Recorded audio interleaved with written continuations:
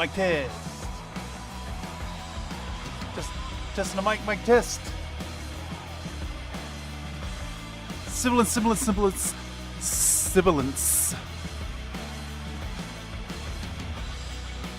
Alright, sounds okay.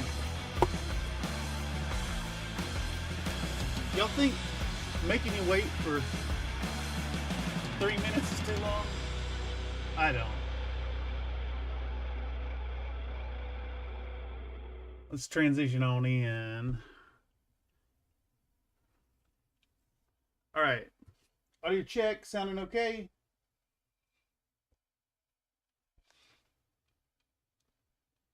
What's the problem here? Music ain't playing. Let's try again.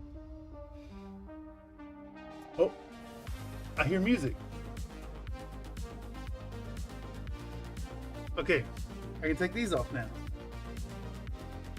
Well, howdy, folks, and welcome back to another paint stream here on Country Fried Minis.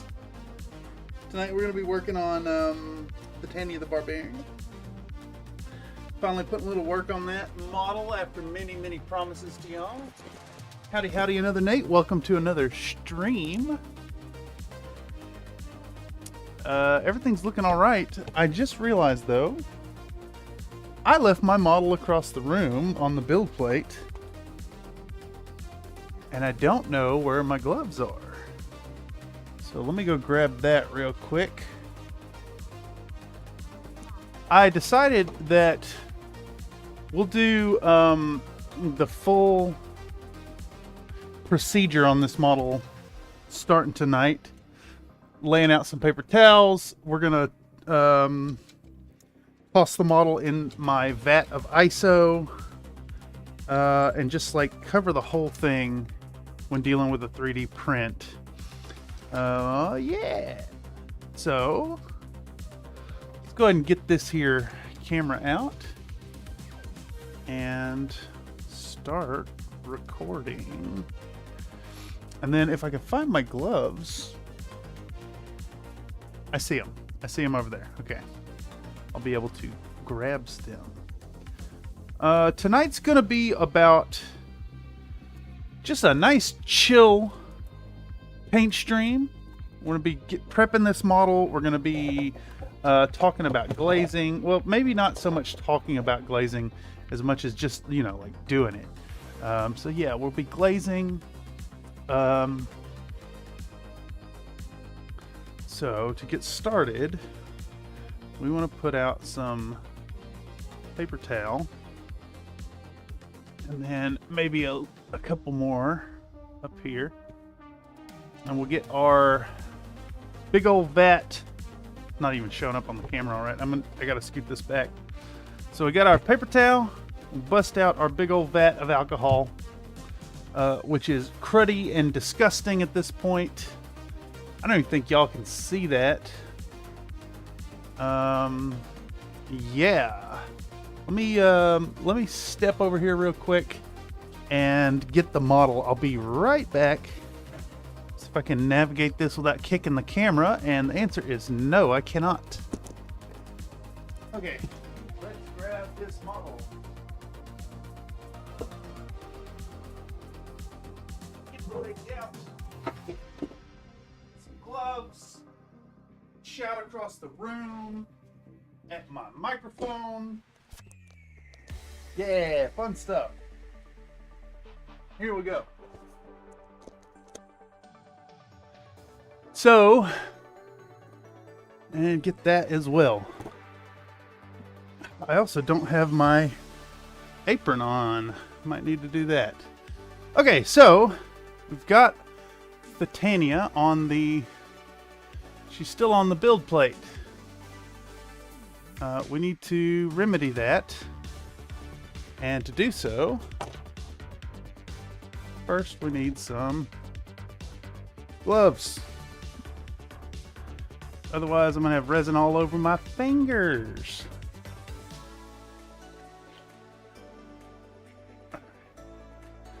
Now, this part, I'd normally let the model sit a little longer than we're going to do tonight in the alcohol, but I'll accelerate it for the purpose of the stream. And of course, you know, big ass knife here. You know, most people use putty scrapers, or like the plastic ones that come with your printer, but I think I mentioned before, I used this back in the food mechs episode, kind of because I thought it'd be funny, and it has unironically become the perfect tool for the job. It's nice and hefty, it's got a sharp blade, it's a harder material than the build plate, so it's not going to dull up as we knock these models off. Yeah, it works really well. So, from here, we're going to drop our model into this dunk tank, which I've just about gotten to the point of needing to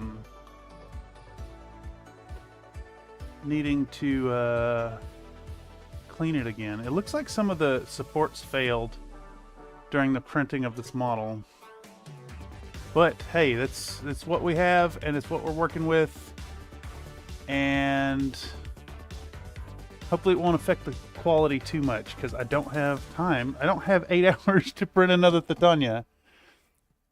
Bargecraft uses a 12-inch chef's knife for literally all his cuttings. Yeah, it's sometimes just a big old honking blade is the way to go.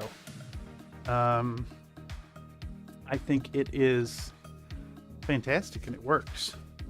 Okay, so I'm gonna pause this here, and I think what I'm gonna do, I'm gonna let this model soak for just a moment, long enough to put this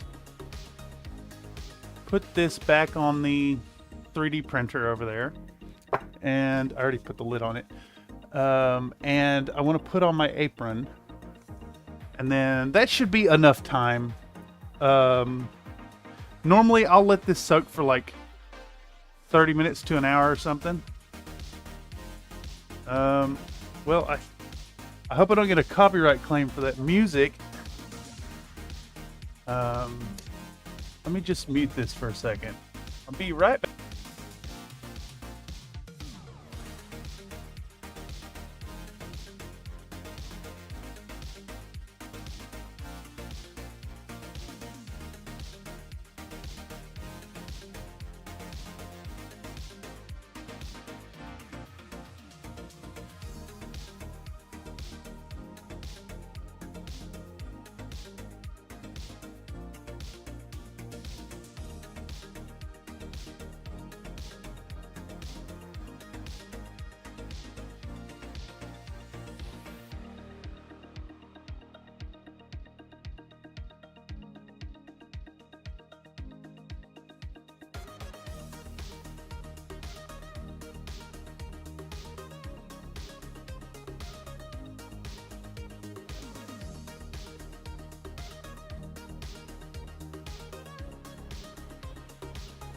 Nice. Glad to hear whatever music you were concerned about didn't even come through.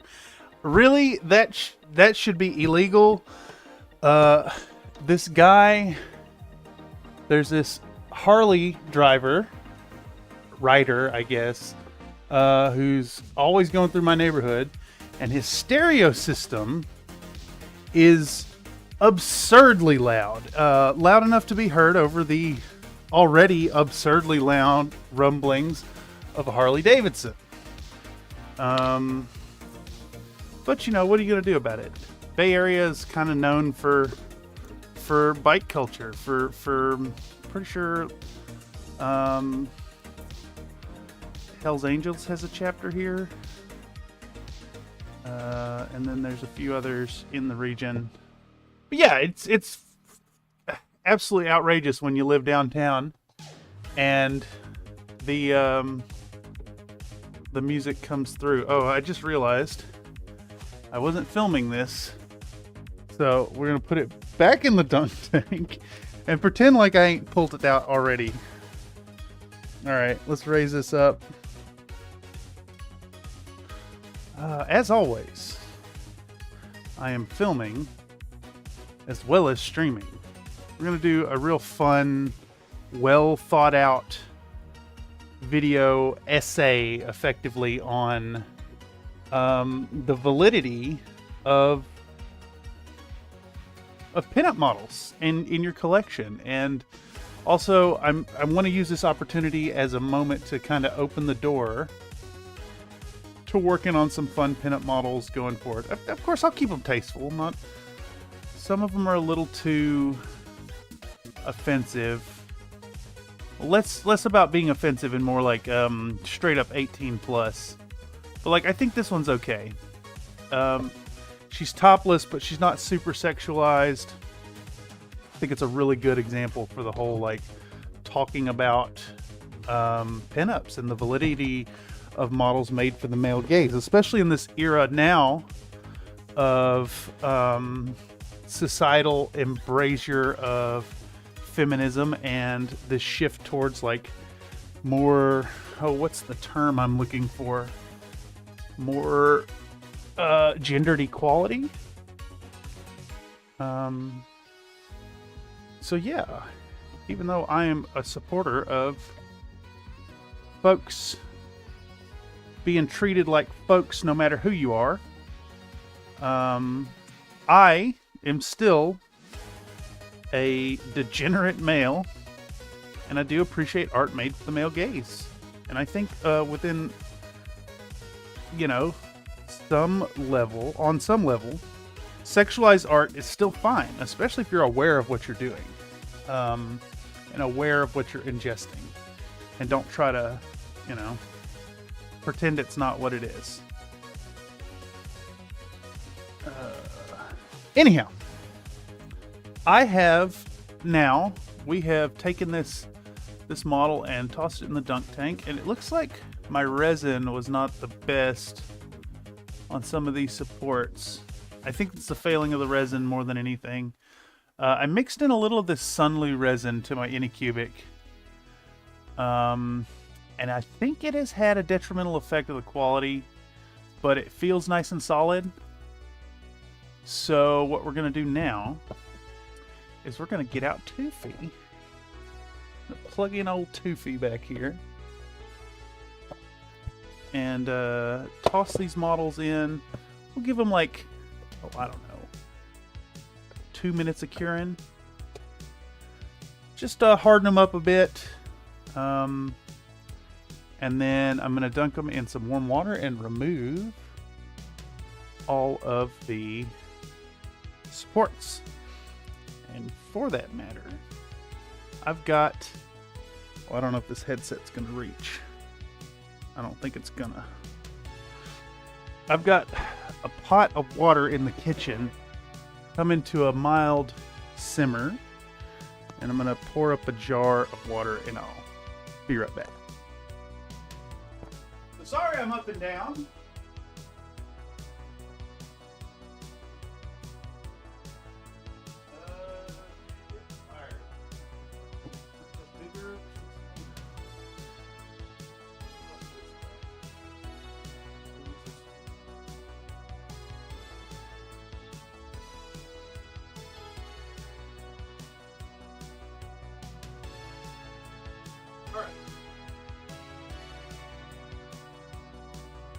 I now have this steaming bucket of water, and we're going to use it to remove all the supports off this gal. Move these gloves, turn the camera back on. My apologies, it's taken so long to get rolling. I wanted to include this portion of the preparation in the filming and the streaming. I guess I could have filmed it and just jumped right into the model, but you know, as always, I wanted to just get the stuff here. So I've got my hot water, super hot water. Maybe even too hot. I wasn't actually recording that, so we'll show it again. So get my super hot water. Try to get the steam on the camera. And then I'm going to take our models, our parts of the model. We're going to give it a good old dunk in here. Kind of soften up the connection points. And then should just come like so easy. So full transparency. I have never done this. I know the tip has been given to me to use the hot water, but lordy, did that work beautifully. Howdy, Peganeko. Welcome to the stream. We're painting a mildly pervy model tonight. And that is perfectly fine. Another Nate says, hey, I'm currently working with one of those bowls right now.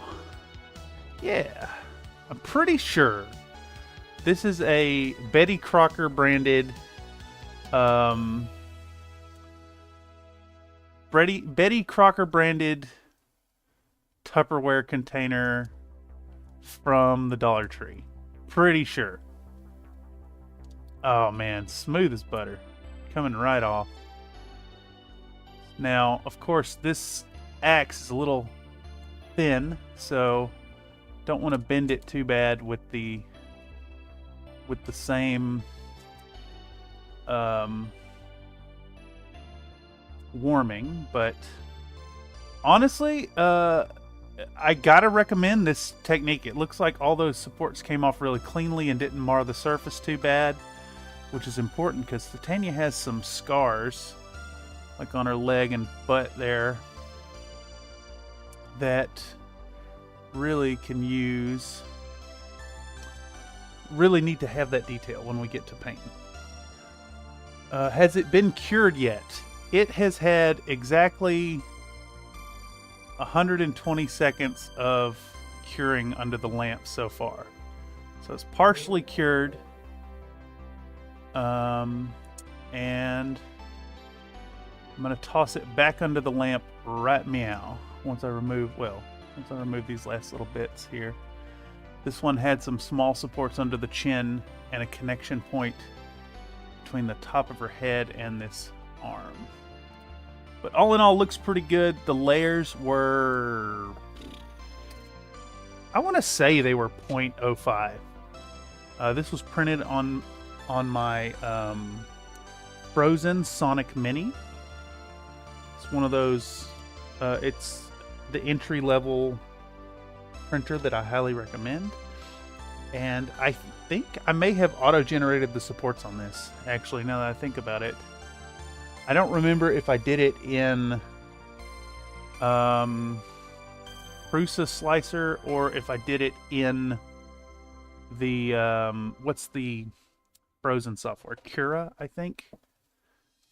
But yeah, we're going to toss it under here.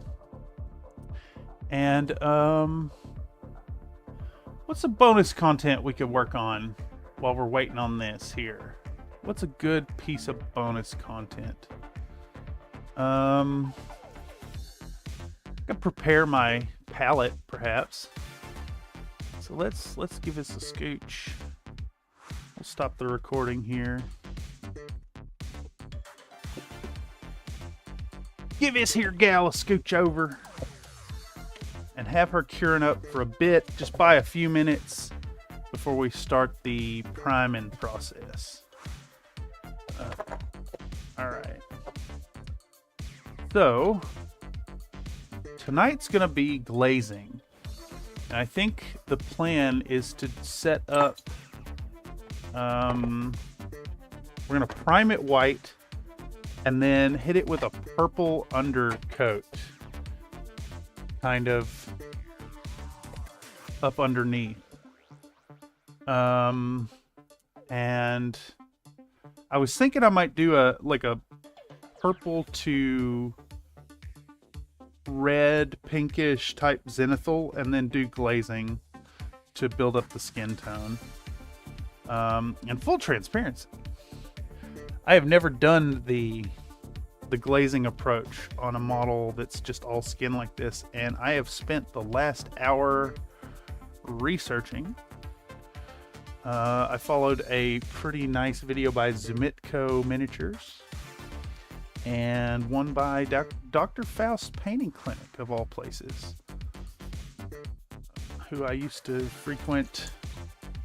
I used to frequent his website and the forums way back when, in 2001, 2002-ish, back when I first started playing Warhammers. Yeah. So,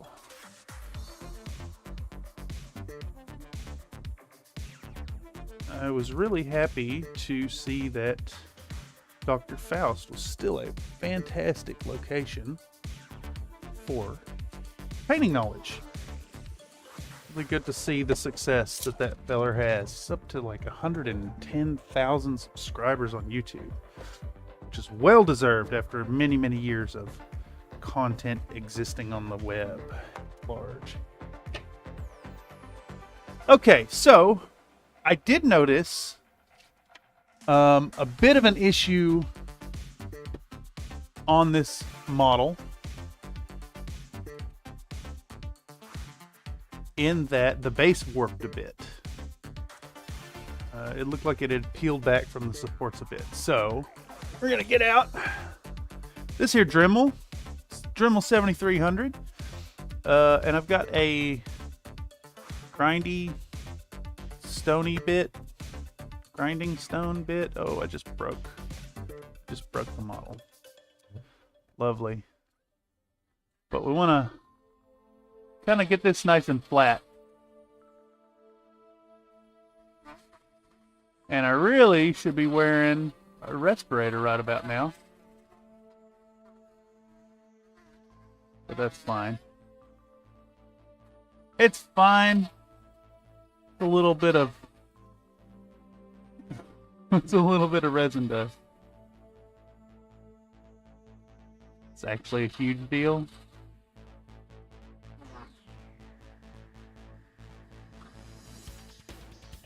All right, yeah, okay. I'm sitting here ignoring my own advice. I think I need to put on the respirator. Here we go. Boy, oh boy. After all, what kind of hypocrite would I be if I told people to wear a respirator in my videos and then just completely ignored that while working on this model? Stone wheel, says another mate. It is indeed a stone wheel. And hey, one of my favorite bits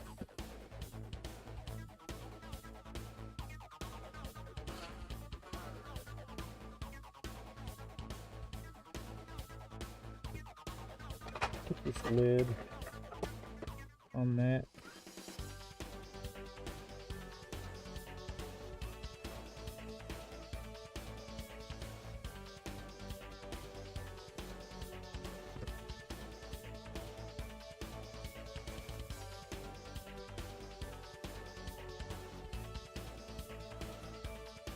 This whole center section is really, I mean, not really bowed out, but it's bowed out enough that it's bothering me. So let's deal with that. And kind of dig out this center and make it fit flush on the table.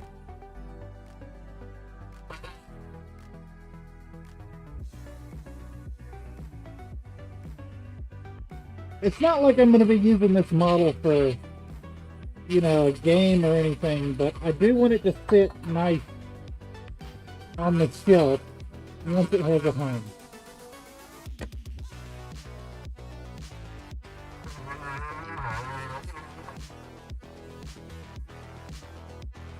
Plus, this buys me a little bit of time to let the Thitania cure down properly.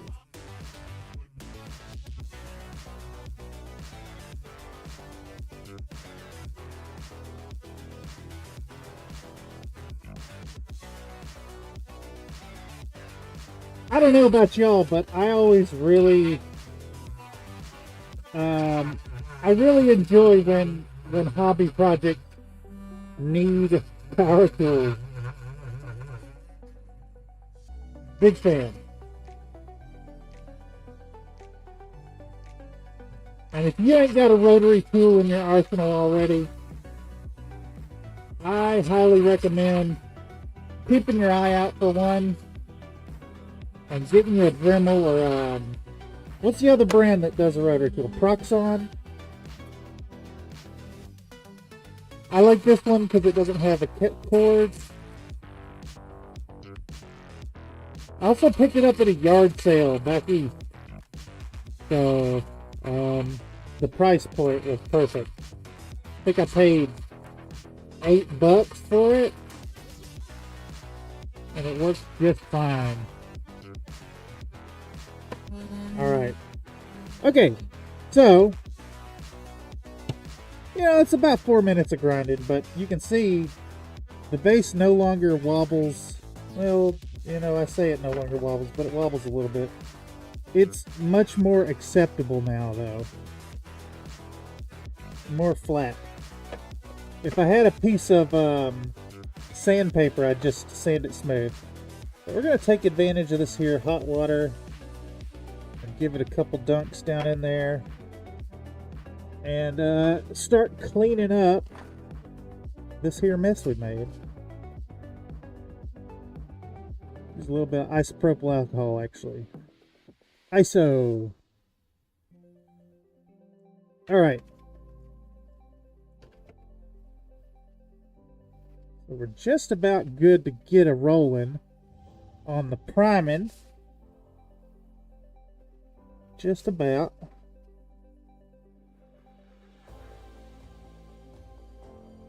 I do want to glue this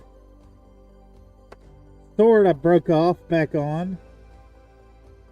If I can figure out where the hell it even went. It snapped off really cleanly, so I guess it's worth mentioning. You need to be super careful when you're heating the model up and busting off the supports that you could potentially break your model as well, because this stuff is really fragile. I know there's resins out there that are not as fragile, but this stuff is the default anycubic resin, and it is indeed pretty fragile. Okay, so to fix this, we're going to get back out our Bob Smith Industries MaxCure and accelerator. We're going to pre-dot one portion of the model with some accelerator, and then we're going to put a little bit of glue right here.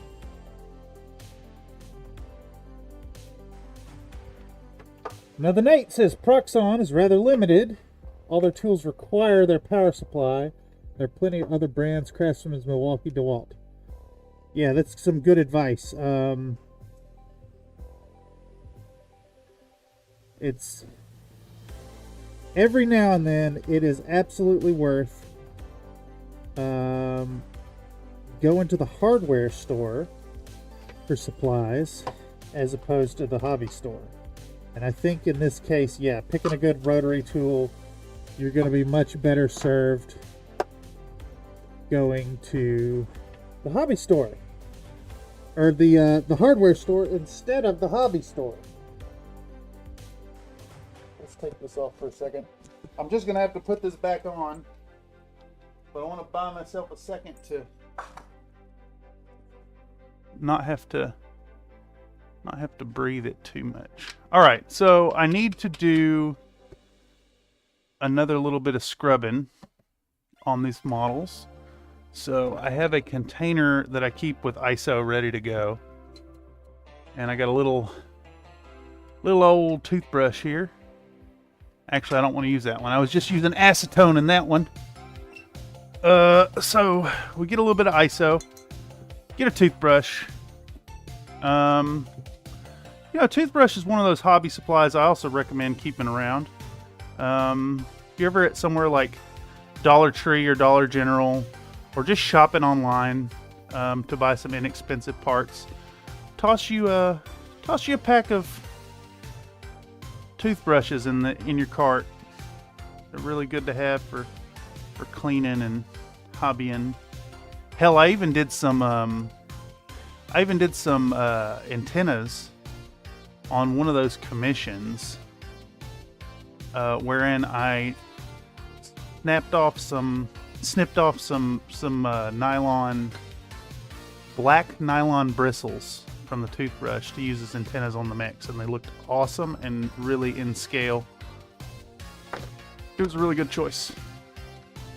All right, so I'm gonna clean this model real well, get any residual surface crap off of it,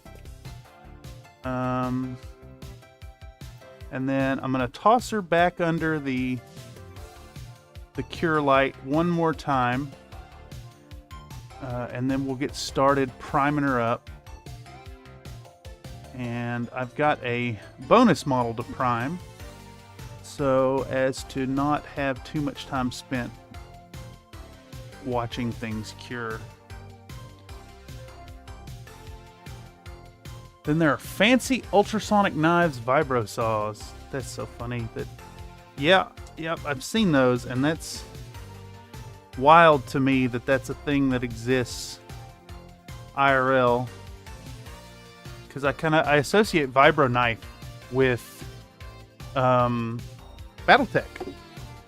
I remember in what's the first DOS game?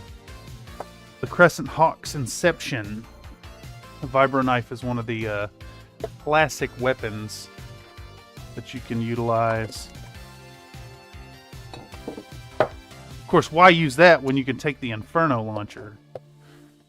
I mean, the weapon shop owner even says, he says something like, I won't even tell you what it'll do to a man. Yeah, it's obvious choice. All right, let's clean up Toofy a bit.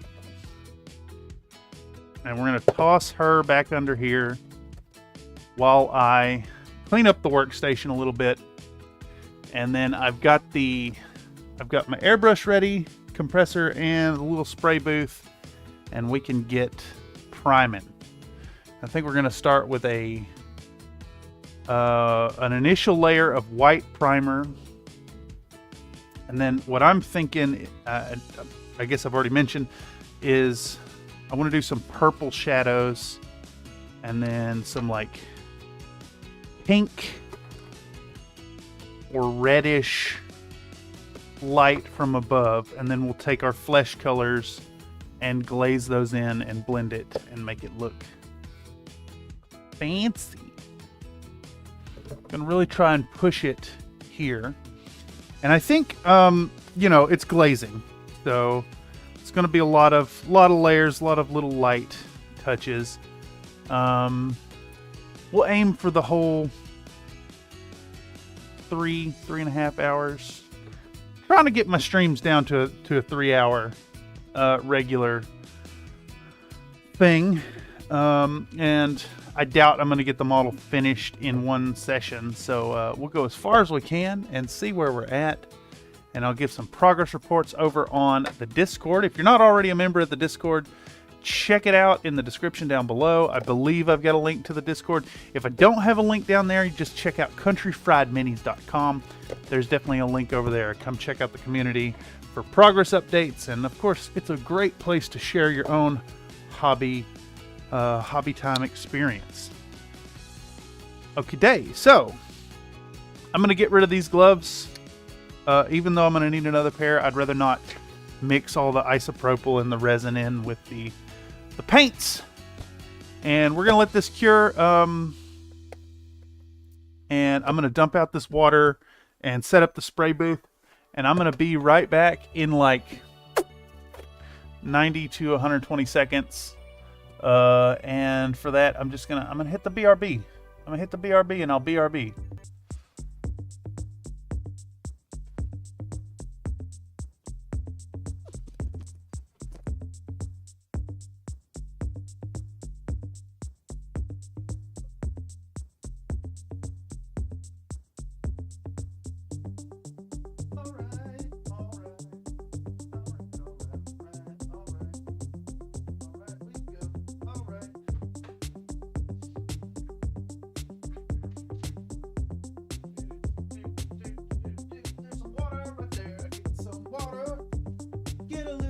water.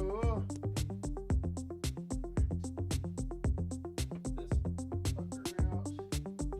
It's still quite hot. And make sure to spill a whole bunch on the floor. Perfect. Make sure to spill some shit on the floor.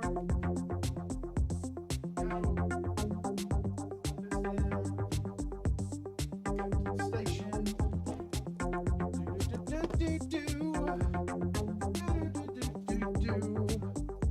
Put on the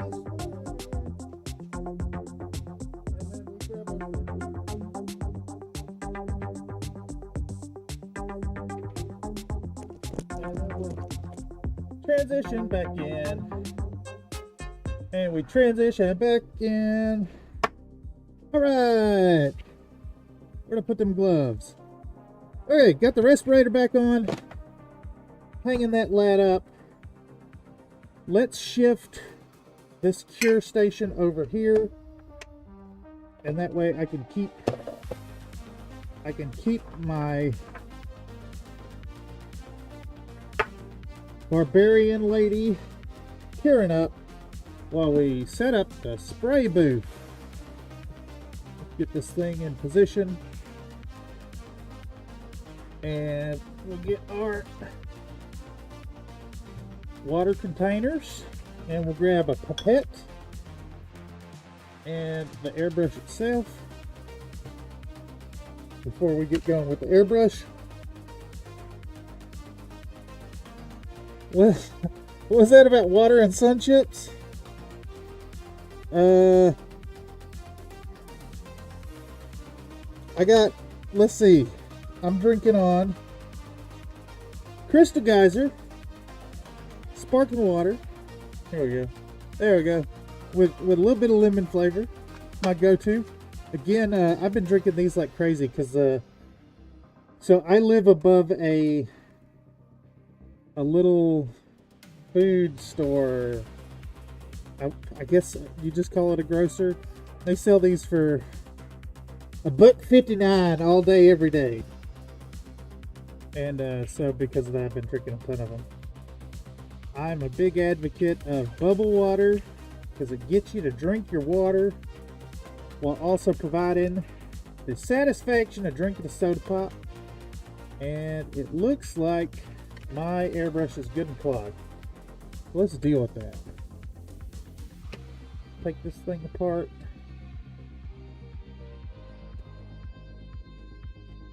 Try to clean this lad out. Not sure exactly where the clog is at.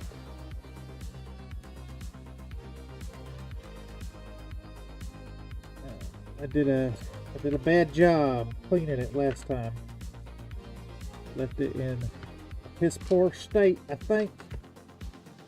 And I think the clog is right inside of right here. Right there. So let's work on that. This looks okay. Let's check it. Yeah, it's tight, but it's okay. So let's get a piece of paper towel, get a little acetone. A little bit acetone. A little bit acetone. Probably need to lube it more.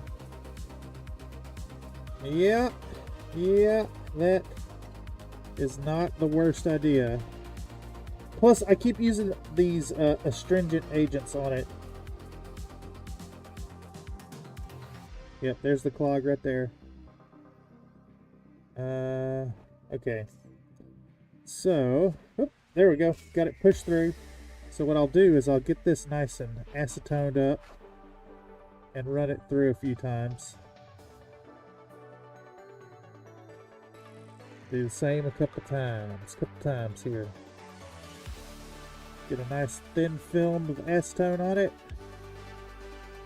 and run it through. Actually, I might as well just try to pour a little acetone through it. Now, it's funny here that I'm using these cups themselves are styrene. So I gotta work really quick before they start to dissolve and create a problem. There we go. I don't know if y'all can see that, but there was a nice little clump of paint come right out. Right out.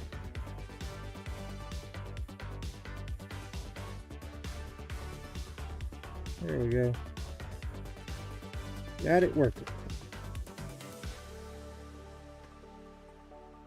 Just, it's funny to me that the airbrush is a tool that adds so much ease of use or ease of application and some really fun effects to your models, but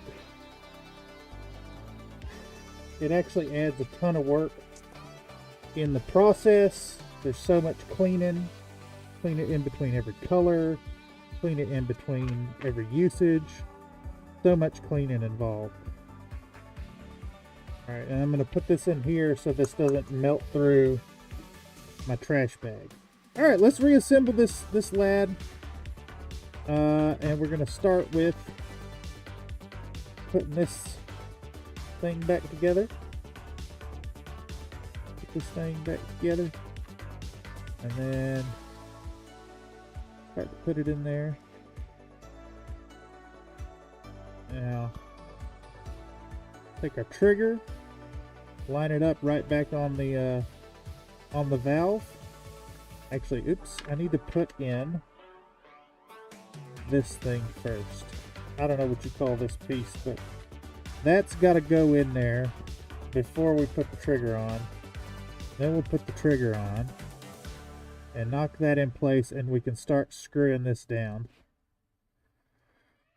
And I find that this arrow, this Badger Patriot arrow, 105 arrow, works really well if you just crank this thing down all the way, and it's more than enough play for what you're doing. All right, we'll put this on and put this tightening lug on, and this should work now. Yeah, perfect. Sick. Needle coming out the tip, nice and clean, ready to go. And we can get some gloves back on, if I could find them, and actually start painting up this lady, or priming, I should say. So, get some gloves. There we go.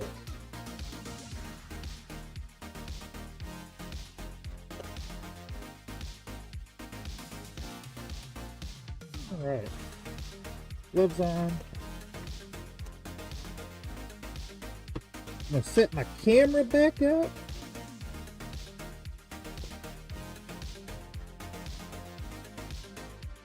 And get this in position. I hope that my camera's not in the way of the camera. But we're going to show to the camera the Stynal res. Give it a good shake.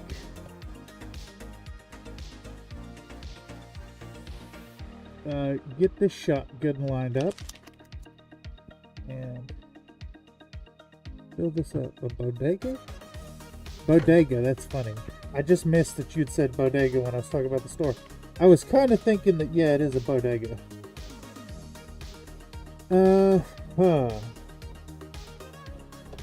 I'm actually thinking we may need to spray this model in 2 pieces. I was going to stop and glue her together, but I think it might be better to prime Thitania herself and the rock base separately. Alright, so let's get that a-going. I just saw moisture come out of this too. Which means my moisture trap isn't working super well. Alright. Here she is. She's a 75mm scale. I can't remember if I scaled her up or not. She does need some underpaints. Well, she's got underpants, but that's all. Just a loincloth and boots.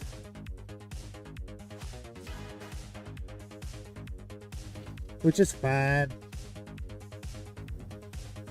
After all, when you're a barbarian, the best defense is an intense offense.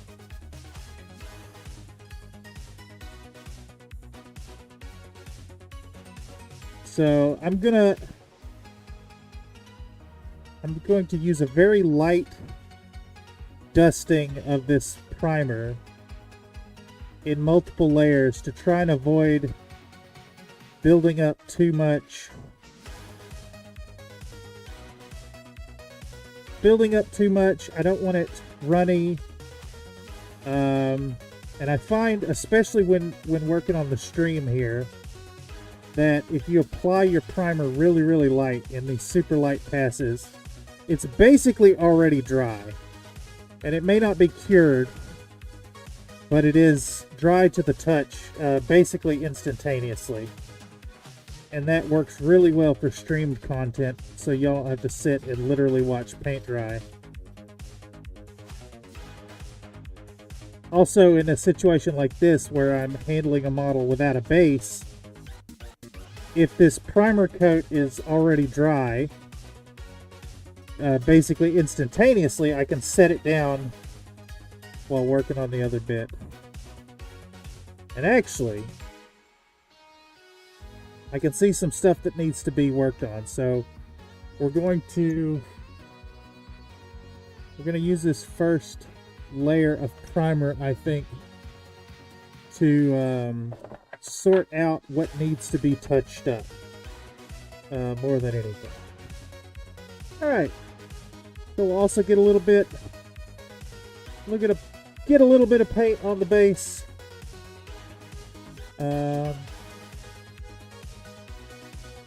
Same deal, super light passes.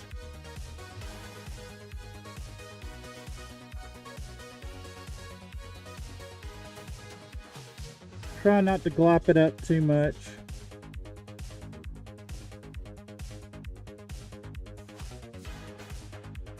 Man, I realize there's been a lot of airbrush content on the stream as of late. Pretty interesting, I think.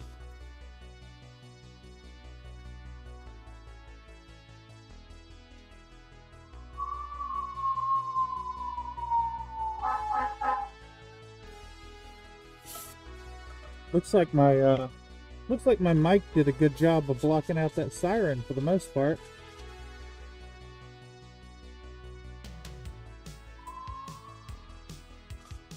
Okay, so again, I can immediately see some spots that need a little bit of touching up, that need a little bit of love with the file.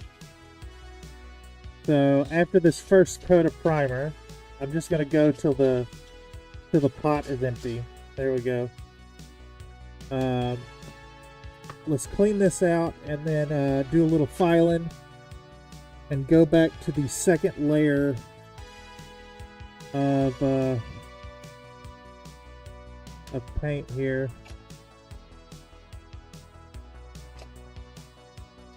It's another technique I like to use to clean out the brush, where I'll take a pipette amount and pass it back and forth a couple times.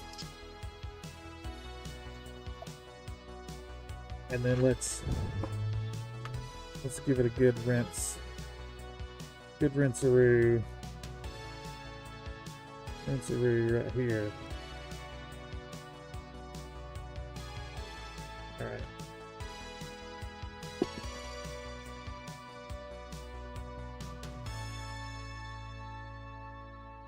Let's empty that compressor out.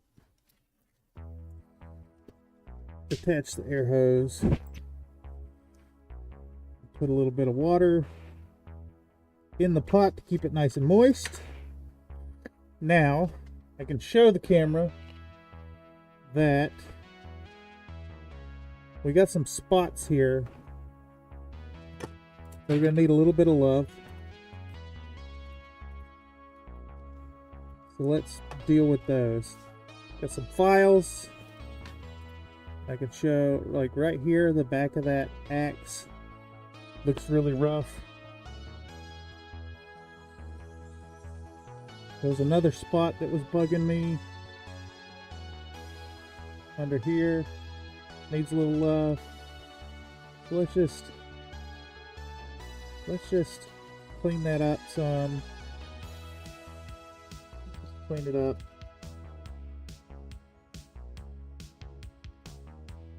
Make that more smooth. And you know, sometimes it's like that. Sometimes you get into a project and you hit it with that primer coat and you discover some mold lines you left on, or some sections like this that are just like completely unacceptably bad. Right there. Let's clean that up.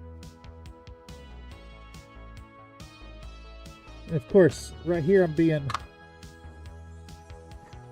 trying to be gentle about it, because it is resin and kind of fragile, kind of brittle, I should say. Less fragile as it is brittle. But let's just clean that up. Clean these up before we get too far into the project. The hair is just going to have to, you know, it is what it is. It's hair. It'll cover up nicely. Right here, it's kind of rough too, and I want to smooth that out some.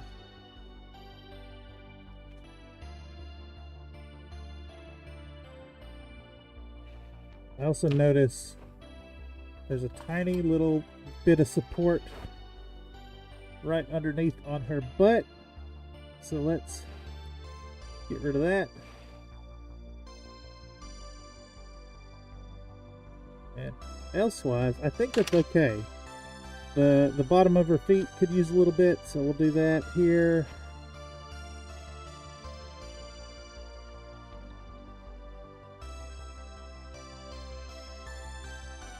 Now, normally I wouldn't worry about the bottom of the feet, but these are going to be fairly visible, so let's clean it up.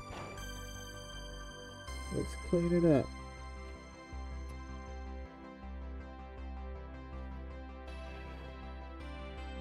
Okay, I think I am pleased with that.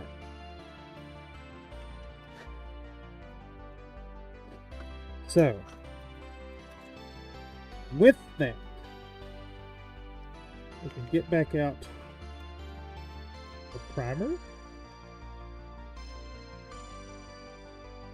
get back out the airbrush, I mean, and get back to a priming. Spray out any moisture, hit it with a little bit more of this. There we go. And we'll do another pass of the primer coat.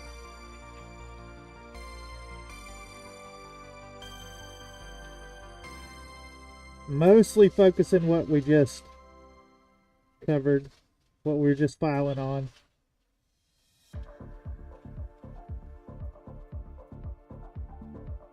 And also trying to find any holes we made in the work. Like I see some on the shoulder there. That is not bringing me joy, but it's fine.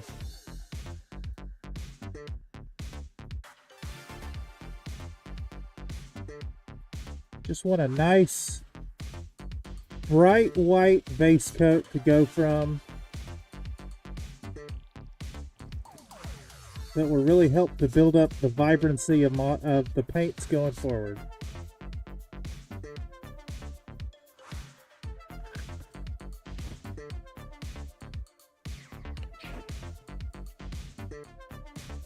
And I think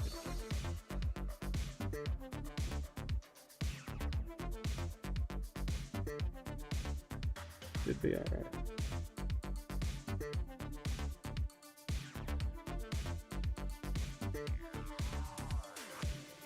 All right, let's get this base too while we're at it.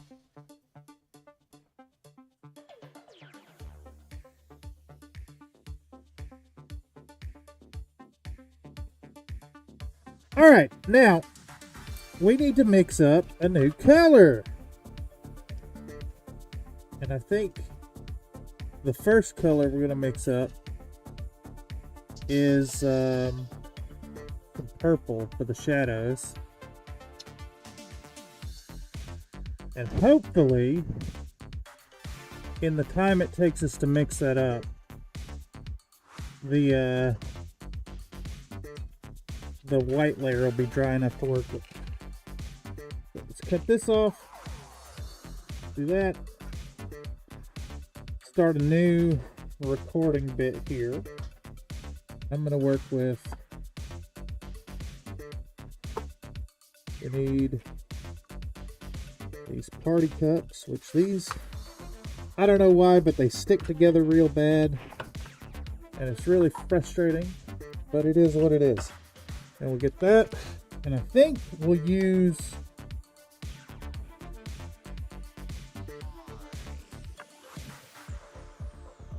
you know, I'm sitting here thinking, like, what would work best for color underneath. And I think we can just use contrast paint now that I'm sitting here giving it some thought. We hit it underneath with some contrast paint, and contrast paint has this neat quality to it in that if you're spraying it on thin, it works like a tint more than the contrast effect. So I think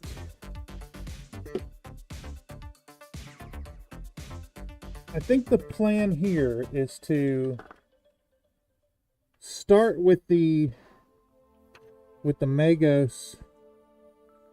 It's a draft angle of the mold. Yeah, that makes sense. We'll do this here.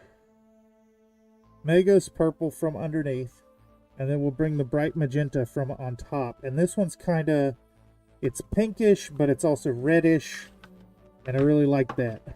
And I'm wondering what we should do for the base.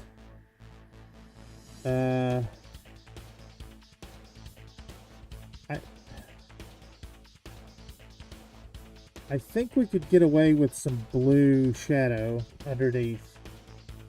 So let's maybe do that first and allow Thitania enough time to kind of really dry and cure, so it don't mix up too much. So yeah, we'll start with this here thingamabob, this here base. And we'll start with, I thought I had like a blue tone, but this will work, I think. I got this here Griff Charger Gray, and I think it could really, it's got a blue-ish hue to it. The inside and outside of the cup are slightly different, and they have a wedge effect when stacked. Yeah, they're really annoying. I can't remember where I got these. They were like rejects from the Dollar Tree or something, but you know, even though they stick together, they're fine. I would really like a deep blue shadow on these rocks. So I think I'm about to just mix up a blue. Yeah, let's do it. Let's use some phthalo blue? No. Let's use some real shitty paint. Let's use some real shitty paint here. That's what also causes extreme vacuum with 5-gallon buckets a day. Oh, I know that. I know that sensation. Okay. So, here we go.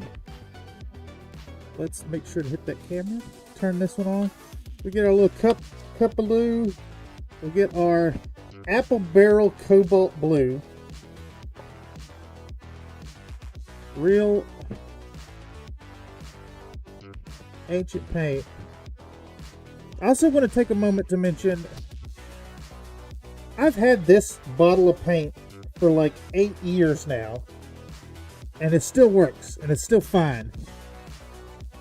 I think GW could really learn a thing or two about that.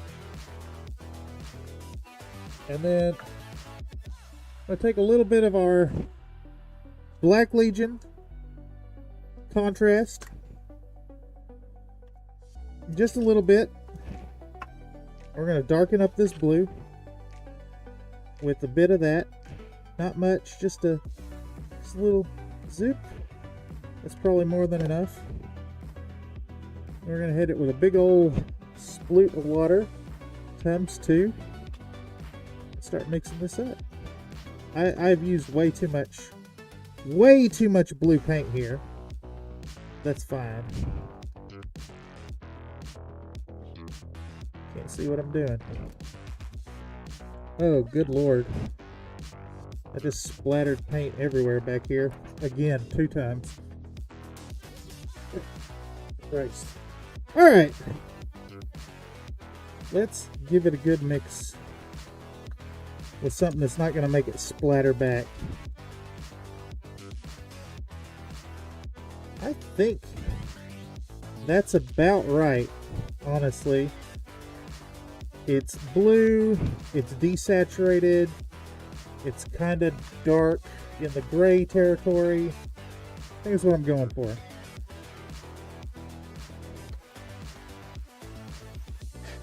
So, take our airbrush, dump out this shit, and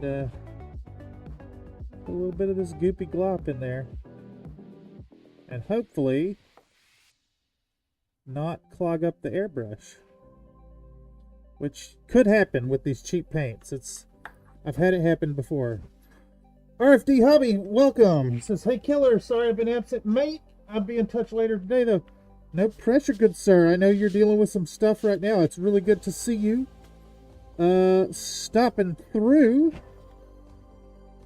Getting a little work today on a long promised model. And hopefully at least making a little bit of decent progress on her. Okay. So let's get our rocks a nice shadow from underneath. Nice, cool, dark blue tone. Little bit at a time.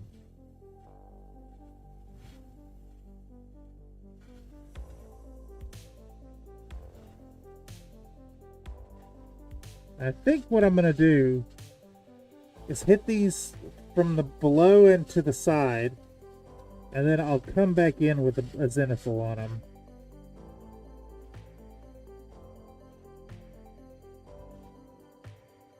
But I also think that in order to make this cohesive, in order to do this like in proper cohesive fashion, I need to hit Thitania as well with a little bit of the blue. Let's get this in there.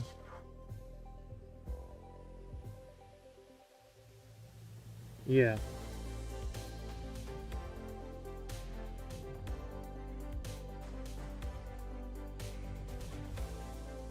Yeah. Okay. Alright, I've made a decision. We're not going to use the Mega Ghost Purple, I don't think. Instead,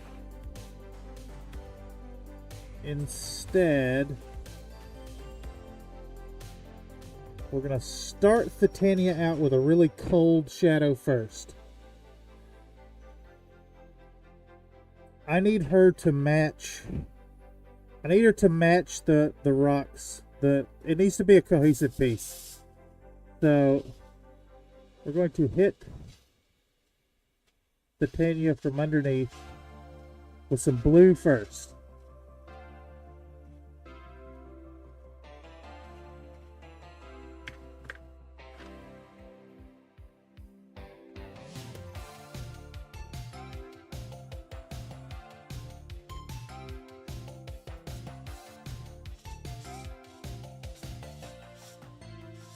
Blue first.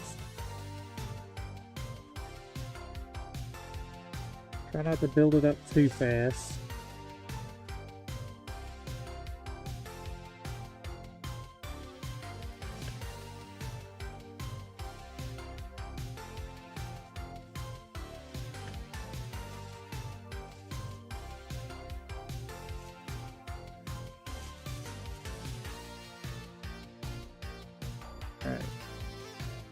So, the blue's going to be less pronounced on Thitania,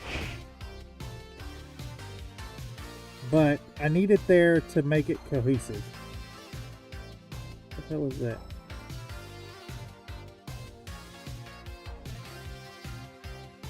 I need this to be cohesive. She needs to be united with the base, so it's all one cohesive bit. Alright. Start with our blue.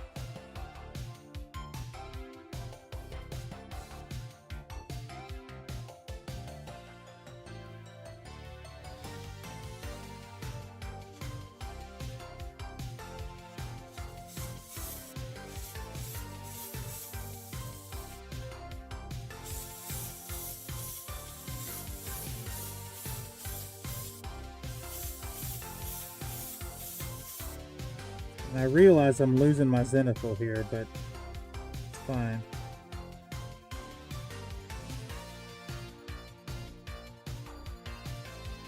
There's some targeted hits as well.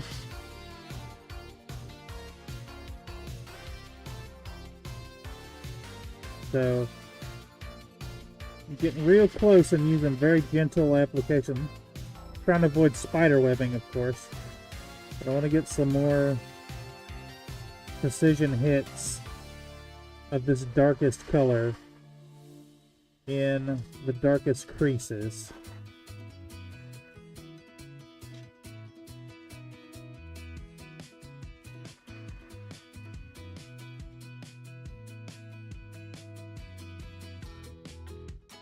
All right.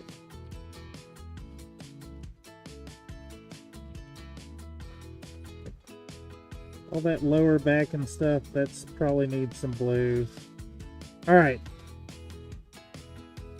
So blue is kind of just this foundational color to blend her in with the stone. And I think we're done with the blue. So give that a good rinse. Spray this lad out.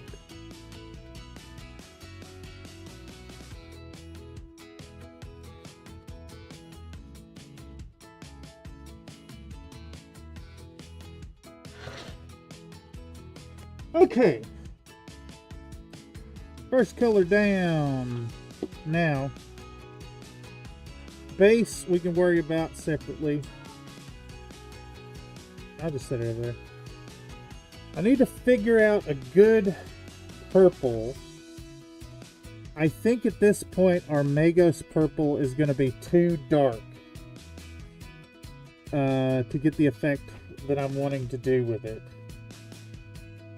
But we could use a little bit of the Magos purple to darken up a bit of Gene Stealer purple. Yeah, I think that's the plan.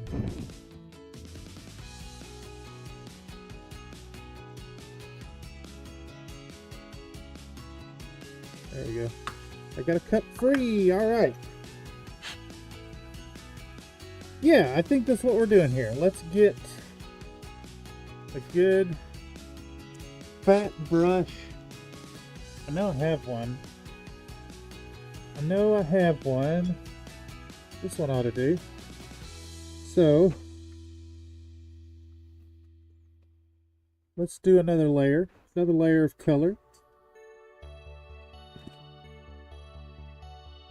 We grab our cup, our purple, and our purple darkening agent, and a paintbrush. And we want a good hearty Well, first we need to stir this shit up. As always, my GW paints are... Say, I'd go straight Gene Stealer and shade with Magos afterwards.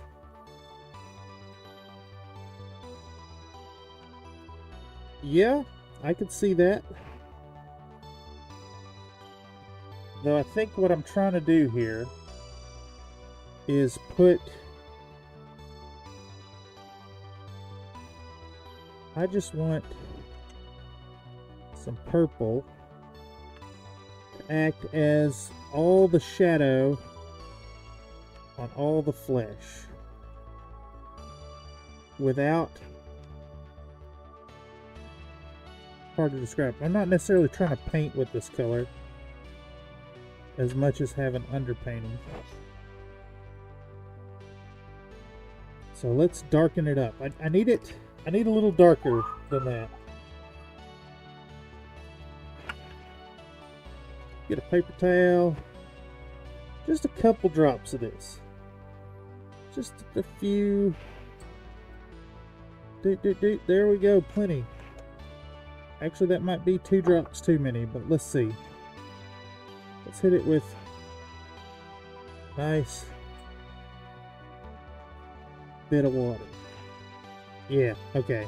That's pretty much what I was going for. And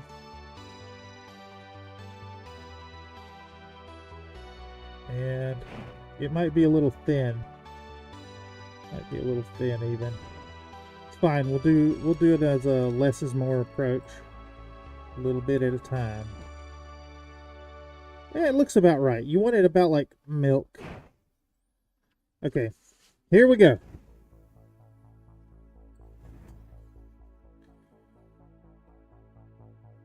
I need to take a second.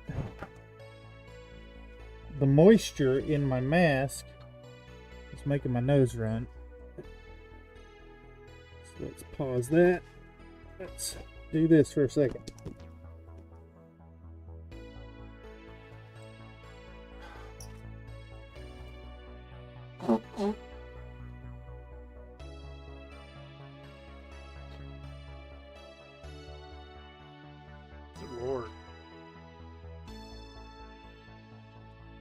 Respirator back on. Well, you know,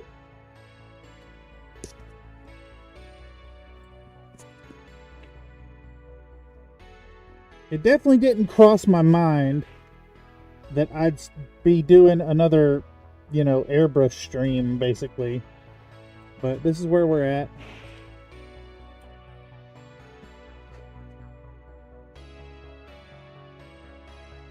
Where we're at is what we do. And let's get a shot of putting this stuff in the cup. Here we go.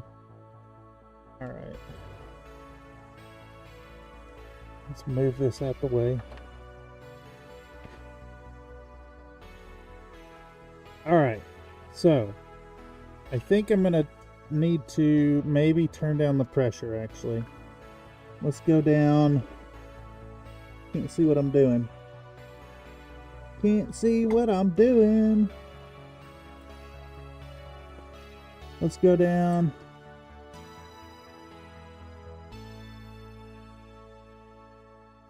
Go down 10 psi. We're on 30 now. Let's see if that's... Yeah. Real thin color here, so...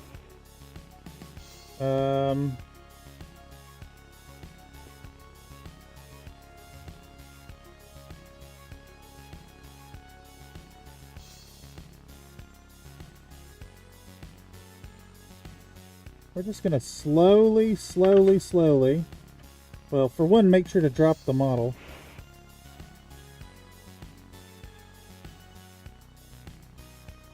But we're very slowly going to start building up purple on the skin.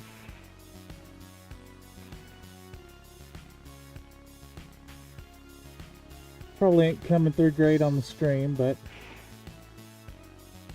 very little at a time. Yeah, build up that purple.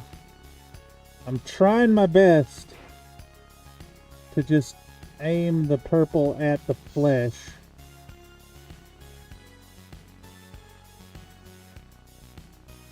So I think it's working. And I will leave a little bit of the blue in the deepest crevices.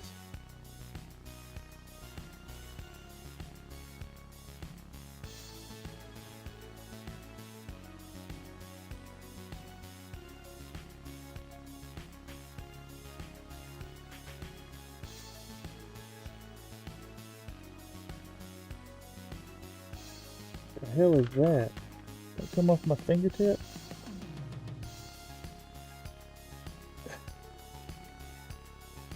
What is this?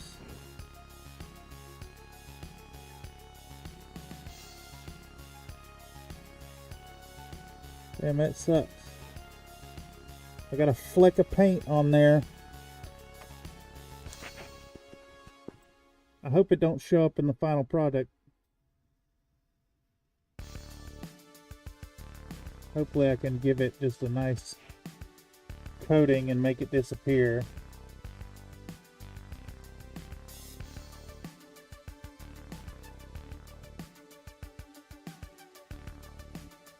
Yeah. Build up our purple.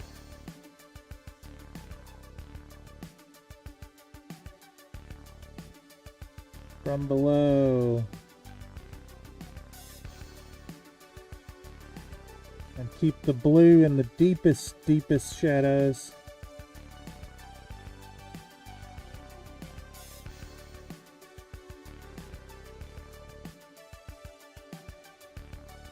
I may need to change gloves based on that, on these flecks of paint coming off my fingers.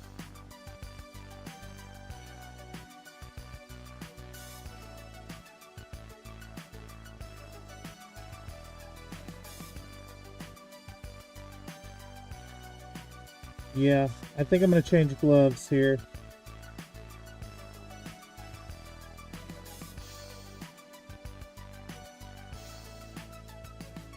Okay. I think that purple looks decent. Yeah. Let's get a little on that elbow, actually. Purple looking decent.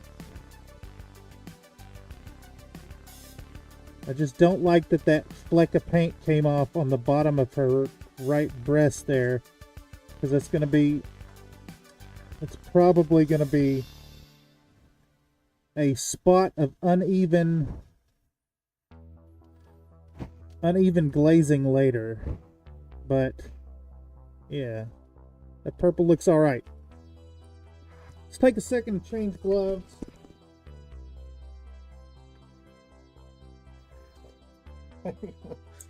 You're just testing her bounce physics. That wasn't a drop. Hilarious.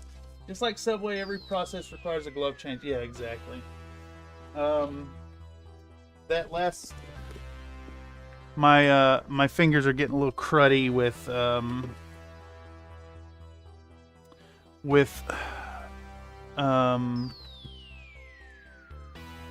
paint flaking off. Let's go ahead and clean this out while I'm waiting a moment. I need to let my hands dry off a bit so the next pair of gloves will go on, unfortunately. But that gives me a moment to drop a reminder for folks, especially if you find this via the algorithm somehow and you enjoy what you see and you want to see more stuff here in the corner.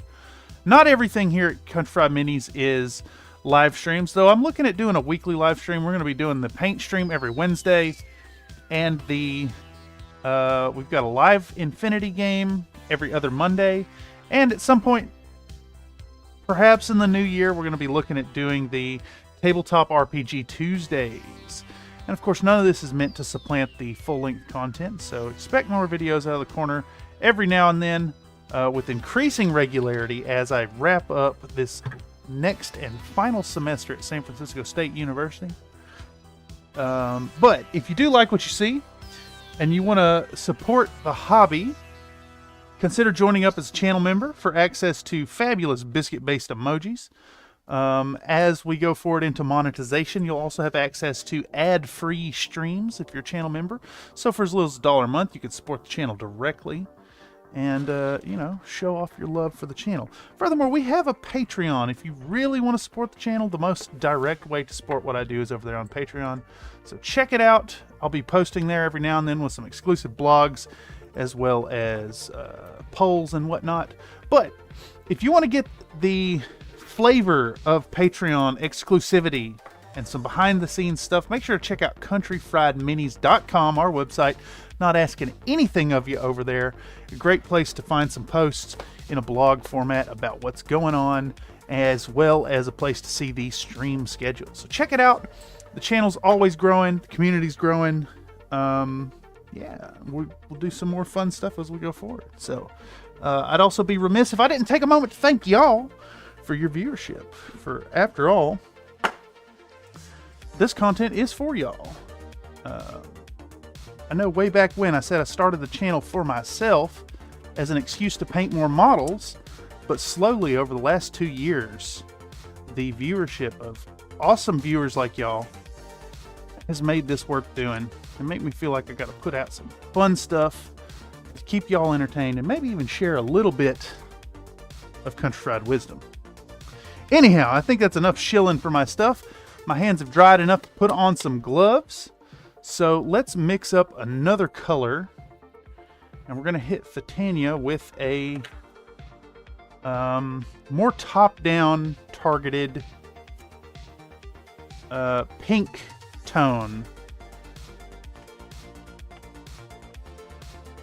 Get that nice vibrant, I don't really want to call it a zenithal effect, but it's something similar to it. So once again, get our little cup, get our paint, bright magenta. Loving me some Apple Barrel, by the way. Maybe my favorite paint brand, actually. Reminds me of my youth, painting up old school D&D stuff. Remember sitting at the dining room table with my younger brother and my dad, painting up Hero Quest models. Now as an adult with my own copy of the ancient board game, in great condition I might add, I recognize the value of what my dad did for us, not only letting us paint on his models, but teaching us right there at that moment, all them years ago, how to dry brush, starting out with the best technique in a way to, you know, make some models that look pretty damn good with very little effort. I think this paint is still a little too thick. I don't know if you can see there, but like it's translucent, but it's not like immediately running down like I'd want to see. Again, you want this like to have a milkish quality to it. That looks better. So it's real translucent. It stains the surface, but it runs freely down from where I'm working. So yeah, that looks good. I'm going to start with that from above. Let's dump this here thingamabob out. Oh, that's right. I need to put back on my respirator that I took off.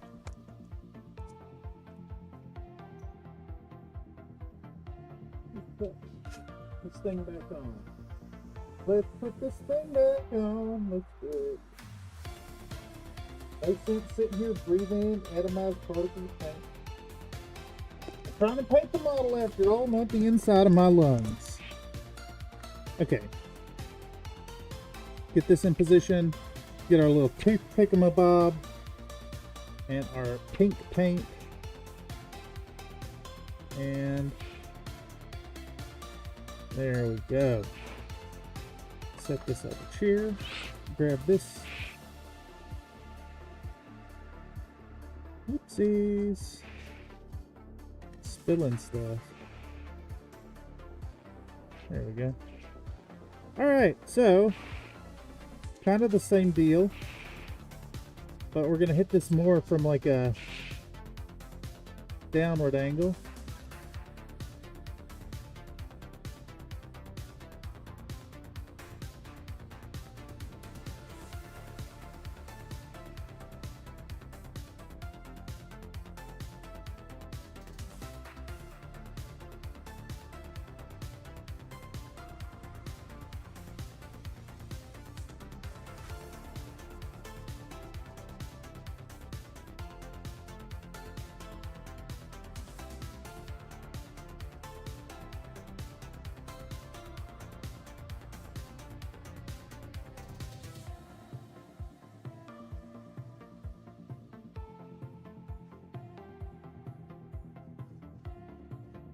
All right, and I think that's all of the pink we need there.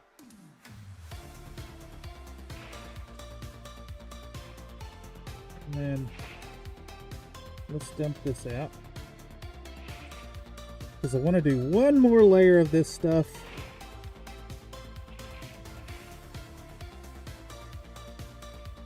Damn, bright magenta is such a good color. Another Nate says, I think in this instance, rather than zenithal, you're establishing global lighting. I think that is accurate. I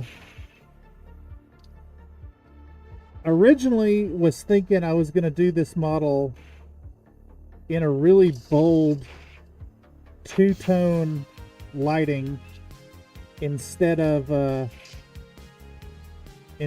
any kind of like proper color. I was thinking she'd be like a cold blue light on the back and then like a red, fiery red from underneath. But I decided against that. Okay, so I'm not pleased with the contrast at this point. So what we're gonna do is take our, make sure to focus the camera, get our titanium white ink, and I think I'm even going to pour out a little bit of this here paint. So there's just a bit left in the cup. I'm going to make a very light, super light pink, and then this layer is going to go on kind of like a zenithal. So let's give that a stir.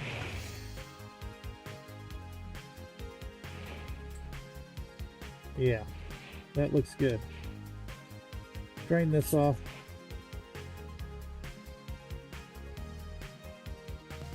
Yeah. Now this one is going straight up zenithal.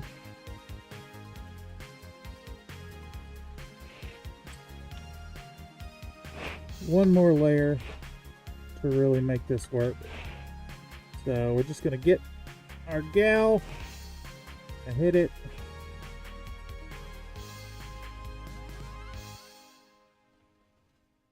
I'm getting sputtering. Okay.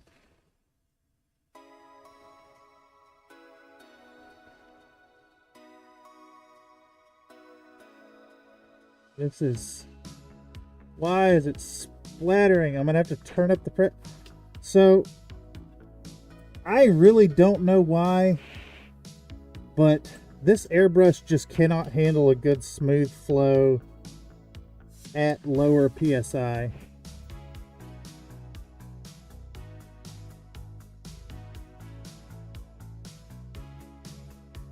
There we go. All right. A little more contrast there. It's good enough. Got a nice color for the global lighting, as you say. Now, I think while I'm at it, I do need to spray down this rock with oh, I don't know. Can we get away with, where was that? Where was that? God damn it. I really regret installing my shelves the way I did, because I have to get up to look at them. And there we go. Excuse me. I would rather be able to reach over and grab my paints, but I can't. That's just how airbrush do. Yeah, exactly. It's a mystery. Okay. So we're going to use this here Griff Charger Gray to do the rock. And I'll just reuse this toothpick. And we're going to do it like that. We're going to hit this rock. Hit this rock with the Griff Charger Gray.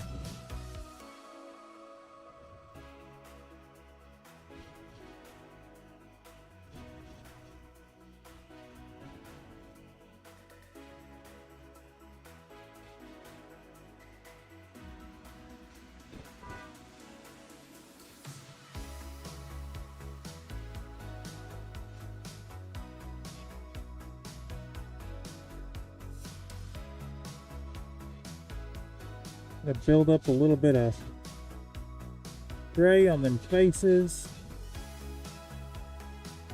Alright. Now we're gonna pour out a little bit of it. I still want a bit in the cup. I'm gonna take my Apothecary White. Not a mystery, the atomization is dependent on the speed, volume of air through the venturi. Ah, yes, I know about Venturi effect.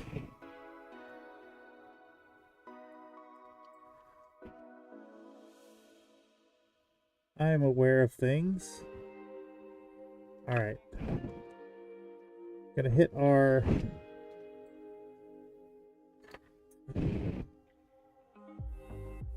Our motorcycle friend is back and just set off a car alarm as he drove by.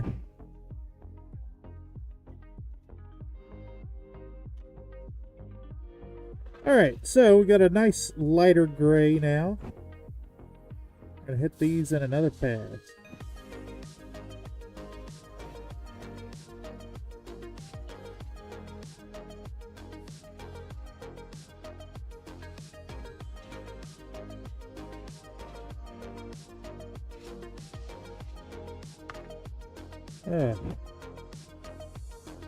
That's how y'all ever deal with your fingers just deciding to let go of stuff like that?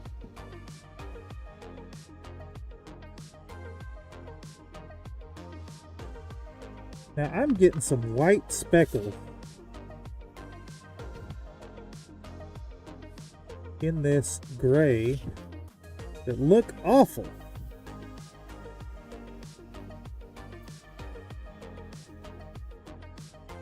Oh well.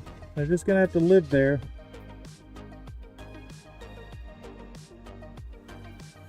I think I didn't mix up my Apothecary White well enough. Yeah, see right there, my fingers just let go of that.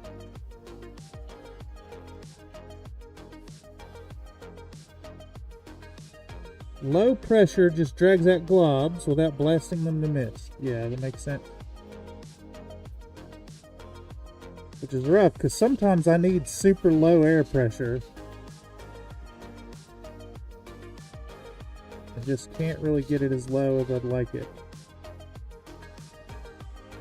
Alright.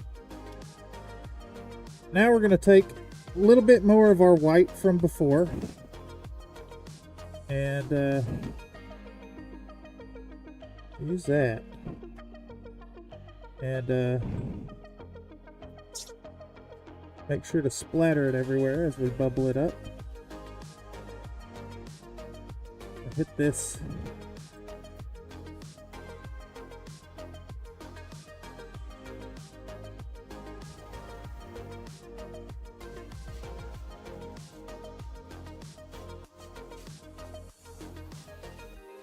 Just a little bit of white.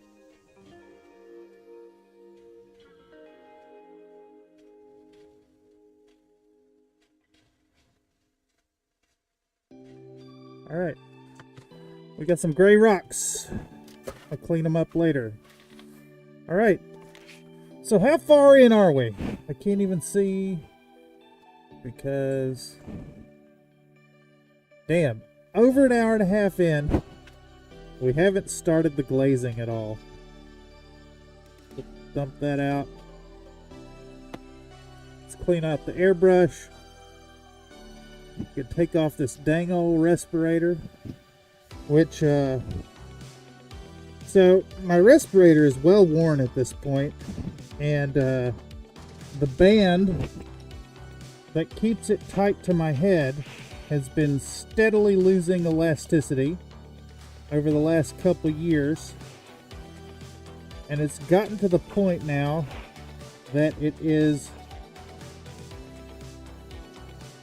tightened down as far as it will go, but yet it does not keep it tight to my face.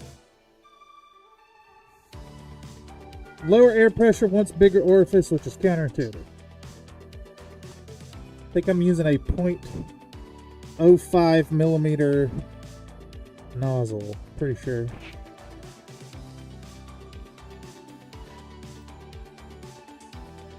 Alright, so that's pretty much the airbrushing just done. And in fact, not even pretty much, I think it is explicitly done at this point. So let's get this out of the way. Let's take off this blasted respirator. Blow my nose again because the moisture. Making my nose run. Alright. We can actually start painting, I believe. Well, I need to glue the Thitania to the base, I think. Alright. Move these.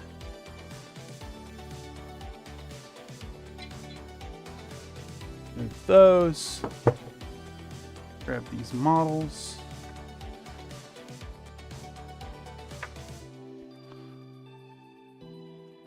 Move this thing. Put it over there. Where are we? Who am I? Am I Cameron? Alright. Got my cups. Got my brushes. I lost the lid to my tweezers. It sucks. It's remarkable how little things like that can just vanish in your workstation. Alright, so we want to start mixing up some color in our wet palette. And I think I'm going to make a point to use my WizKids Learn to Paint Flesh Tone set here. What do I have? We're not using the black wash. We're not using flesh wash. We're not using dark flesh. We might use a little dark flesh tone. Probably not, actually. I want the purple for the shadows. I'll probably utilize the Parasite Brown here. It's a good color. And Cadmium Skin's a good one. Pale Flesh. Ooh, what is this one? Heavy Skin Tone. I think this is good. She's a barbarian. She's out in the sun, battling, getting lots of sun. We want to go with a more bronzed color, I think. So here we go. Gonna glaze a model with a technique I just learned about in the last in the last 3 hours. Here we go. So let's hit record. We got our palette, and then we got Parasite Brown. We got Cadmium Skin. And we got Pale Flesh. We're gonna actually Now that I'm thinking about it, it's time to get back out the wobbly boy. Let's do it. Let's plug this in. Let's move this. Time to get out the wobbly lad. Wobbly lad. All right. Is that where y'all can see it? Yeah. Get our parasite brown. It's funny, this looks real funny on the with the frame rate. Cadmium skin. Give a good shakerino. And our pale flesh.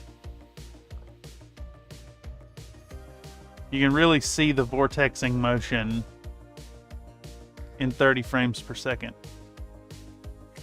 Alright. Let me have this. Let's move you off to the side. Get this set up. And we're going to put out a whole bunch of parasite brown. There we go. Whole bunch of cadmium skin. Ooh, that one is much thicker. Put out some of the pale flesh.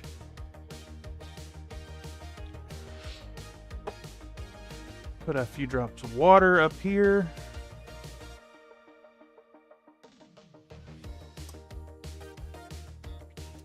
We're gonna grab our 5, I think. This 5 brush will be good. Real long and sharp.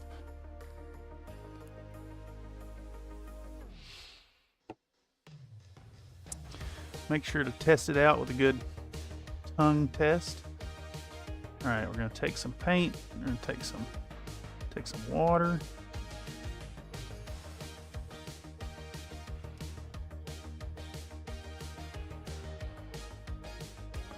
You know, I think,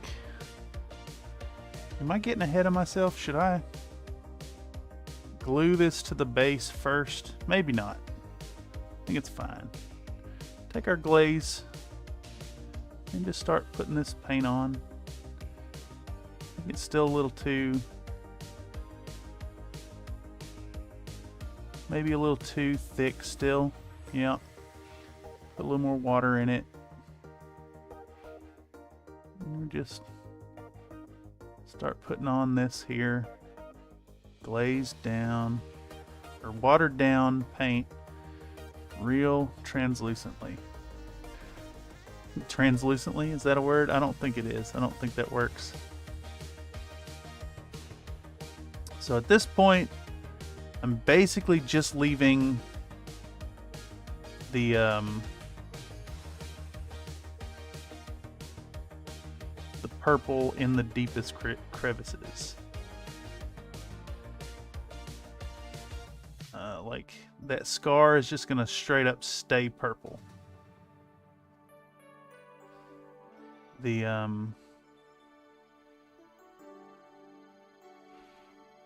deepest areas are gonna get less coverage. Shit, I'm still thinning this out even more. But at this stage, I'm gonna start building up, blocking out big areas of glazed on color. She's got another scar, like a double scar going on the butt. I think at this point I may have gotten that a little too thin. It just broke and started to turn into a wash. So let's get that back down. And I think something I'm immediately doing wrong. I've got too much moisture in my brush. Should probably get a paper towel. Let's do that. Paper towel side. Another note says I might pin her to a temp handle. Yes, I think that would be a good idea, though I'm a little concerned. This is the only real connection point here. that I could put her on a handle. And it is resin. It is 3D printer resin, so I'm concerned that I'm going to break it in doing so. So I think against my better judgment, I'm just going to be real careful and try to handle her by the hair and the boots here. And on the underside, I don't know if you can see my fingers resting on this back part of the loincloth. So it's fine. It's I think I have enough points of control to not touch the areas I'm painting. But you know, now begins the whole very slow and steady process of building up color.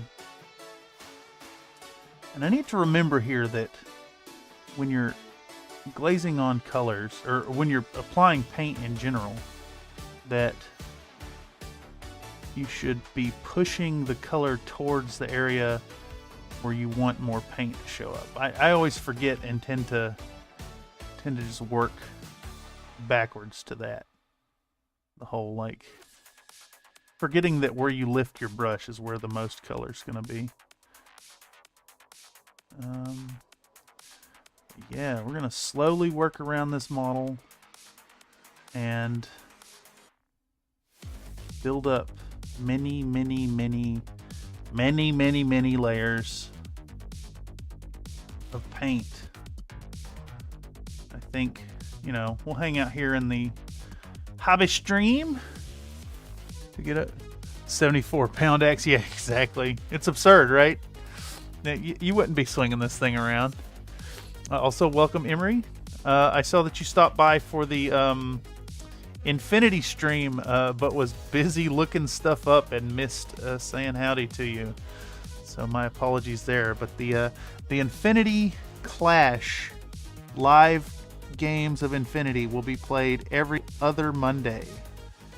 And once again, if any of y'all out there are interested in playing some Infinity, if you're familiar with the game, if you're not, if you want a teaching game, let me know. Hit up the Country Fried Discord and, you know, drop me a line. I can set it up.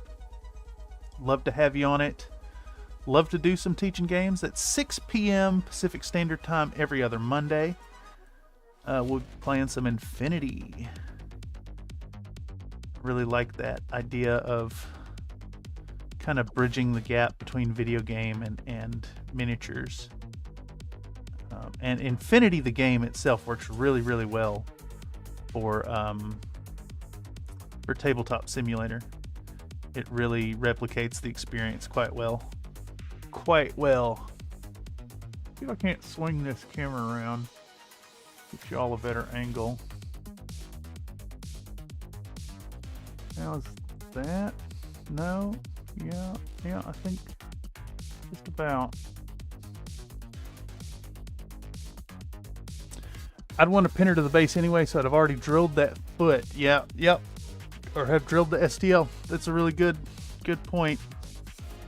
I'm regretting it now, but I was preparing this model for a print, and I just used the one I already had prepped instead of like having to redo supports and whatnot. So it's not as an excuse, but it's laziness. Laziness got me there. But hey, we're here. We're painting this model that I've been promising viewers of this channel since what, like March or something.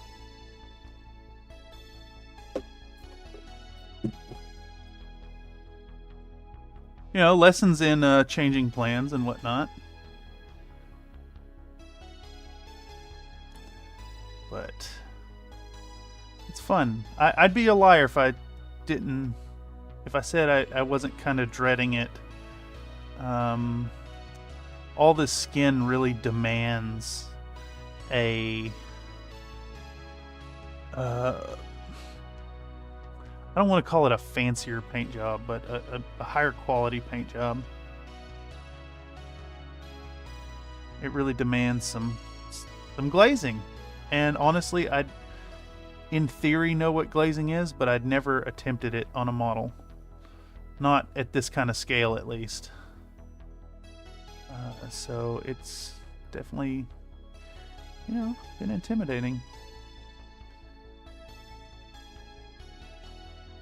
And then instead of like preparing for this, I just, as I do with everything, waited to the last minute and watched a couple videos on glazing about an hour, hour and a half before I started the stream. But it looks pretty straightforward. It's just like super time consuming.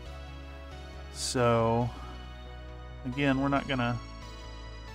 definitely not gonna get this model done tonight on this stream, but we'll touch back on, at least show y'all how it's going.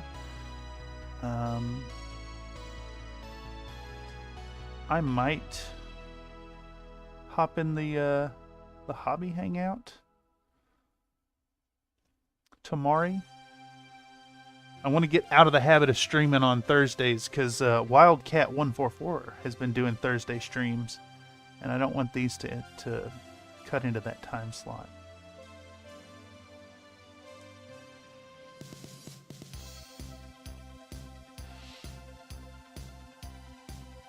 Plus, I feel like, you know, if I stream too much in the week, it might wear thin on some of y'all, and I'd rather hang out and see what you're doing, see how hobby stuff is going for you, than oversaturate it and cheapen the hobby hangout experience by having too many days.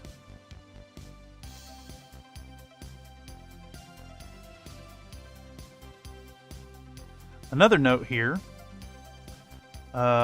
getting my glazing experience on this model is going to help a lot when I paint up some fun Limbo Division models, which I've got several. I pre-ordered the Kelly Speed Warthog. It's like a big unicycle, motored unicycle.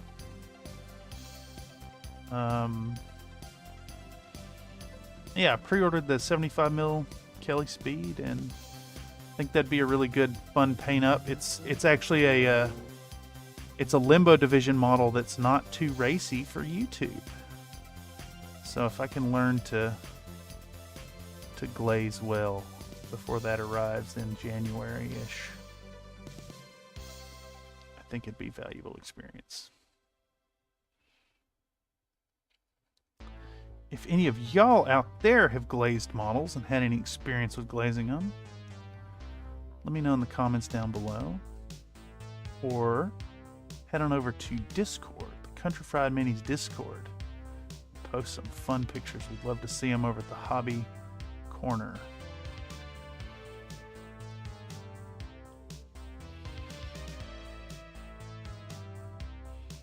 Okay, so I can tell immediately this is going to be a very time-consuming project, but I'm really liking how this thin paint interacts with the color underneath.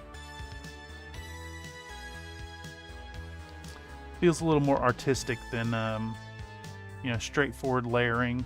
I saw a technique where you can actually like go in and block out the tones, like give a rough shaping to the colors you're going to use, like solid blocks, and then go back in and glaze in between to blend them. Might have to try that on some other subjects, but in this case I've opted to do the slow and tedious layered glazing because it's skin and I need some subtle variation in the tones.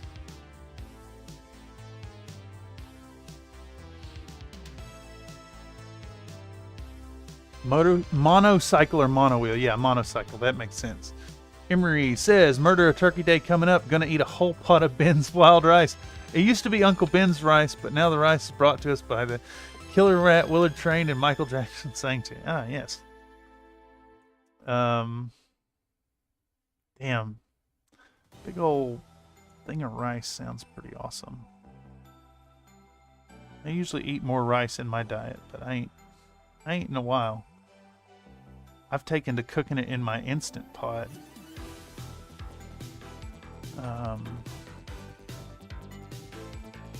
Keep a gigantic bag of extra long grain aged basmati rice in the cabinet.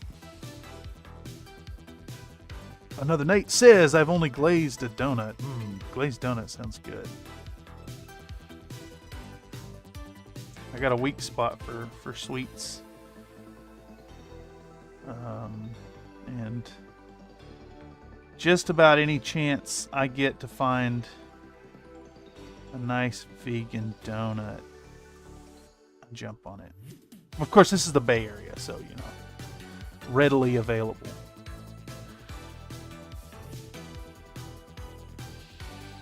Alright, so onto the lighter areas. I'm going to try to keep this, may need to go a little thinner with this color here. Try to retain some of that underpainting tones. I'm already losing a little bit more of it than I'd like. That's fine. I've still got 2 layers of colors to put on here anyways.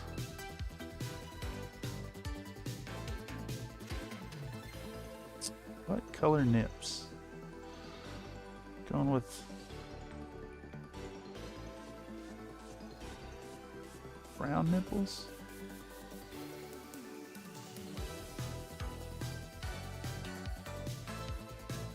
I think I'm going to go with brown nipples on there. But that's a decision we can consider later.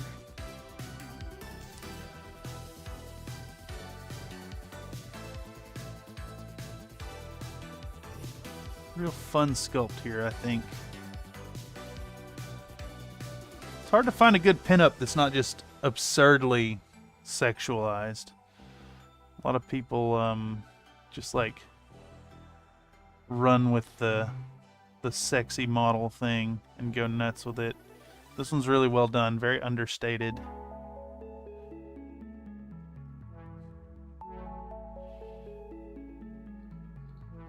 And I think it makes more sense anyways, if you're a barbarian class, to just not be wearing anything as opposed to the ridiculous, like, I've got a scale mail bikini on. I mean, come on.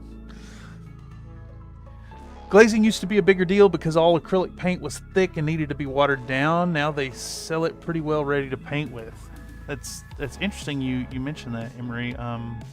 I actually love GW's Air colors for that very quality.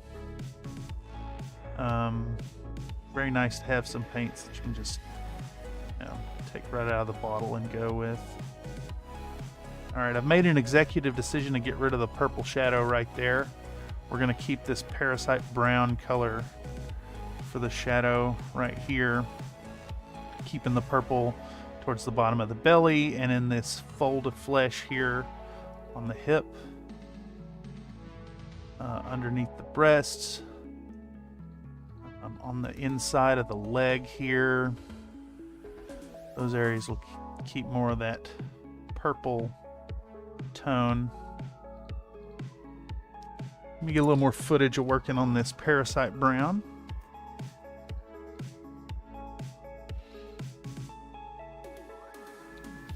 There we go.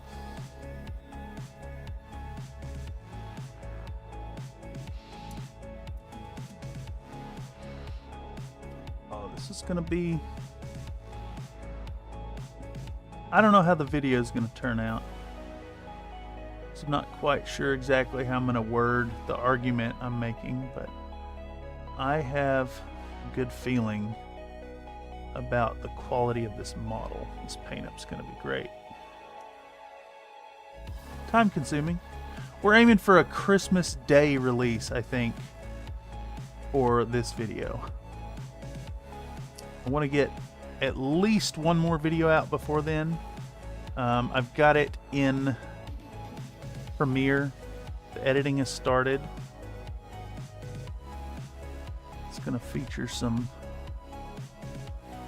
promotional stuff. And then I think after we get Thitania out in the new year, we're just going to start rapid firing out some battletech content. I've got a lot of lances I want to work on and have been working on. So I think it's time to get back to the roots of the channel and start grinding out some battletech content for y'all. Show off some fun sculpts and factions that other people ain't working on. Emery says, people now would not know what to do with 1996 paints. Yeah, I think you're right. And it's funny that a lot of those old painters, are seasoned painters, I should say, are like looking for analogs to those old colors. I'd be lying if I said I wasn't as well. I do have that. I bought the second edition Warhammer starter set fully intact. I mean, the models are assembled, they're not on sprue, but other than that, it's all there. And I would love to paint it in like some proper early 90s colors. Or mid 90s? I'm not sure exactly when second edition came out. Let's see, Rogue Trader was 87. I want to say second edition Warhammer, or second edition 40K was like 93, maybe? 94? That sounds right. A little before my time for gaming. Although I say that, and I would estimate I was looking at my dad's Battletech technical readouts at about 5 years old. So, you know, I say 40K was my first love. And it's true that it was my first mini game. But my first love was actually Battletech. And is my most recent game I've picked up. Funny enough how that happens. I haven't played Warhammer in several years now. Only paints I knew about in 96 were Testors enamels. I know about Testors enamels. Never used them well, but I think at this stage in my painting repertoire, I bet they'd be good for certain applications. I could see doing some battle mechs with Testors. Especially knowing that you can like thin them down and feather them out and whatnot.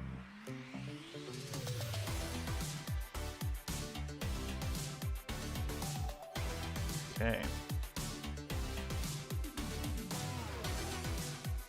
Slowly build this skin up. Damn, this is gonna be a lot of work.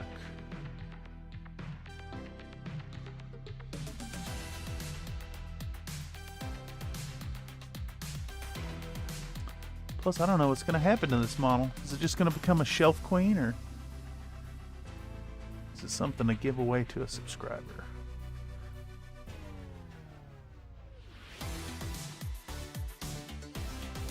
Would any of y'all be interested in owning Thitania the Barbarian, painted by me? Toss it in the mail and send it to you.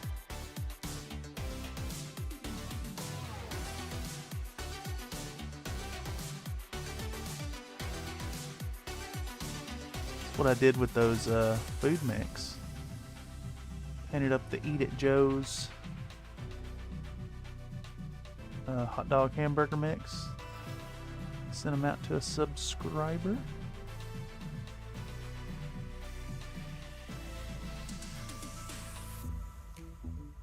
Definitely something I don't mind doing, because, like, let's see here. I can show you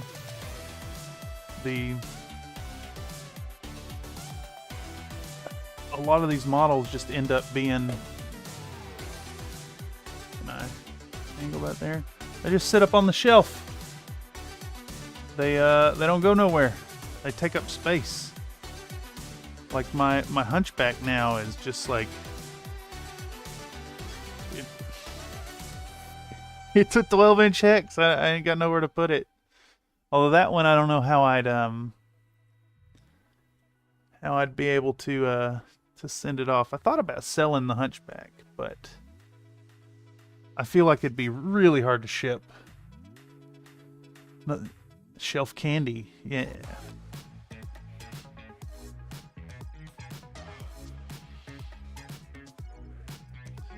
Yeah, I've got a bunch of these that'll end up like not having anywhere to go. Like those Limbo Division prints that I have. The that's so Manoia. I don't remember the name. And Hannah Sharp. Like they're gonna be fun paint ups, but like they'll just sit up on the shelf. I don't know where to go. I thought about installing a one of those proper glass cases like the mini stores have. But I don't know where to begin to find a good one that's not gonna break the bank. Can y'all see that all right?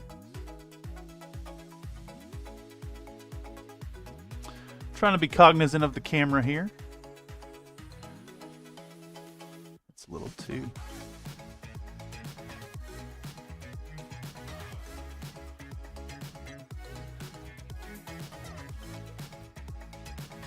Too moist.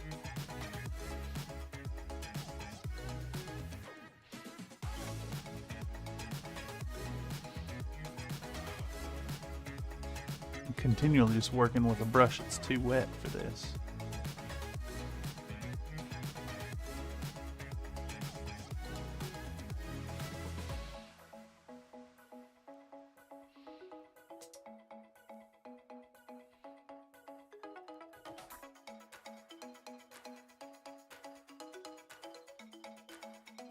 It's funny at this point, this y'all can't see it. At this point, the water here that I've been using to thin down the paint is almost a proper glaze in itself. Speaking of burger mech, that would make a good project. A no-frills Comstar level 2 of non-glamorous mechs like hoplites and champions and sentinels. All Star League era mechs. Yeah, I like that a lot actually. I really like that idea. I've got an extra Sentinel from Catalyst now that I don't know what I'm going to do with. And I also have an old Ironwind Metal Sentinel that needs to get some love. And I would absolutely love to have a hoplite in my collection. Might have to do some more Comstar. Of course, I got those three level 2s that I did for the Tukia Day video, and they ended up getting put in one of those. Oh, what's the brand with the cookies that come in the blue tin? They're in one of those tins with magnets. Wait, no, I think they're just sitting in the tin, not even magnetized. Just another example, like so many models turn into just like they're projects for the channel, so they end up getting tossed into storage basically instead of being utilized or really loved after the video, which is a shame. But you know, I can't just paint my own collection for every episode. That would get really stale really quick. Instead, if I'm going to do that at all, I got to be clever about peppering them in. like with the upcoming Octavia Grimsdaughter video, is a video on painting my own models, my own collection, but it's framed in such a way that it's still interesting content. It's talking about how to paint named characters that have their own like specific look and feel and give them the flavor that kind of matches your force. So it'll be fun. And I think that's going to be the next one. I was going to do the little battle buddy as the next video, but I don't think I can get away with a 20-minute video talking about painting a model that's an inch tall. That one might be the first 10-minute model project as we go forward. Final projects are here in my classes, so as that wraps up, y'all can expect some more content more regularly as I've got more time to commit to them. Royal Dansk, yeah, I think that's right. The Danish shortbread cookies. I can't remember. Yeah, but even if you can't remember the name, you can immediately picture the blue tin. Yeah, I've got all three of those level 1s just packed into tins up on my shelf above my kitchen sink. At least they're not gathering dust, like some of these models. That Armored Core model up there is definitely getting dusty. The big urban mech, I've already had to take some time and clean it twice, really wash it down. Ooh, looks like folks have voted on the poll. Let's see what's going on here.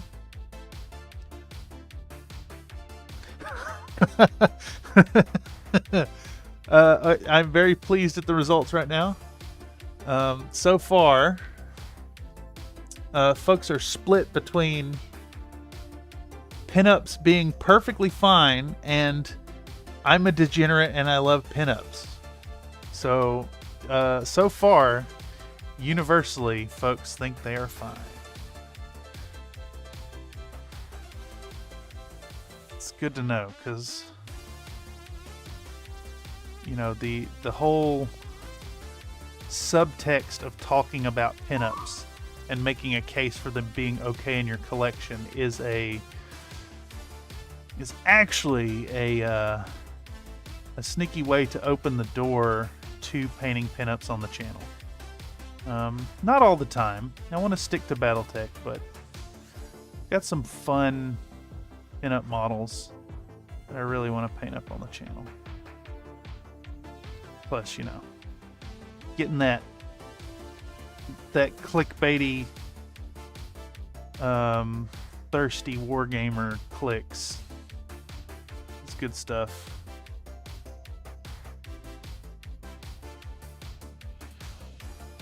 Okay.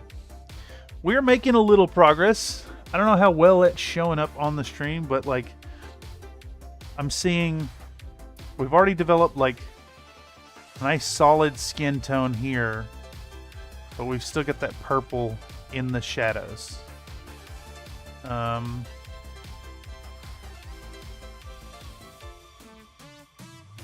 trying to be real careful about the application and not get rid of our purple shadows entirely.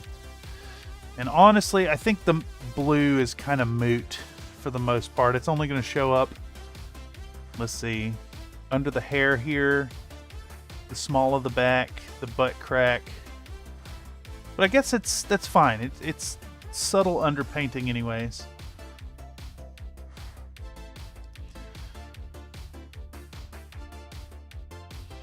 Because hell, all of this parasite brown is going to get largely covered over by the next layers.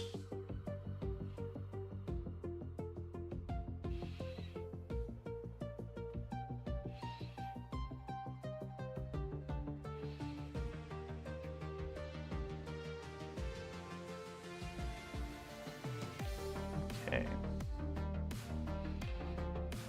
Let's preserve that purple.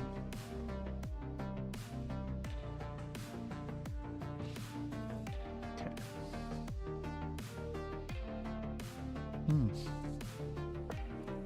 My mouth is dry. Yes. Cities fun cities. It's true.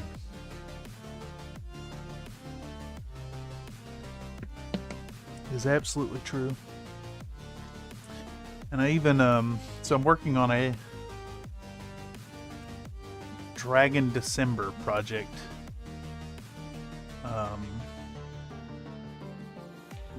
For an upcoming video as well. And I jumped on that idea as well with the choice. Instead of just picking a dragon, I went with the Dragon Summoner from Reaper, which is another scantily clad lady and a couple of dragons. So technically it fulfills the dragon requirement. Now as far as for when that video's coming out, I think realistically I'm going to take what I'm doing for Dragon December, quote unquote, and do it for New Year, New Dragon. Have it the first video in the new year, perhaps.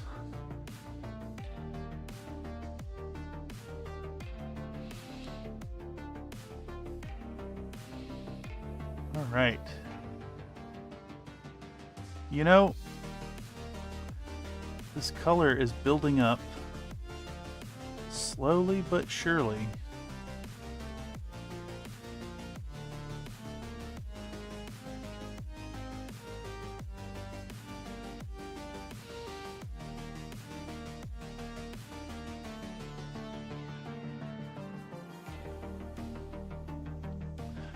Another Nate says, I'm eating peanuts. I'm there with you on the dry mouth.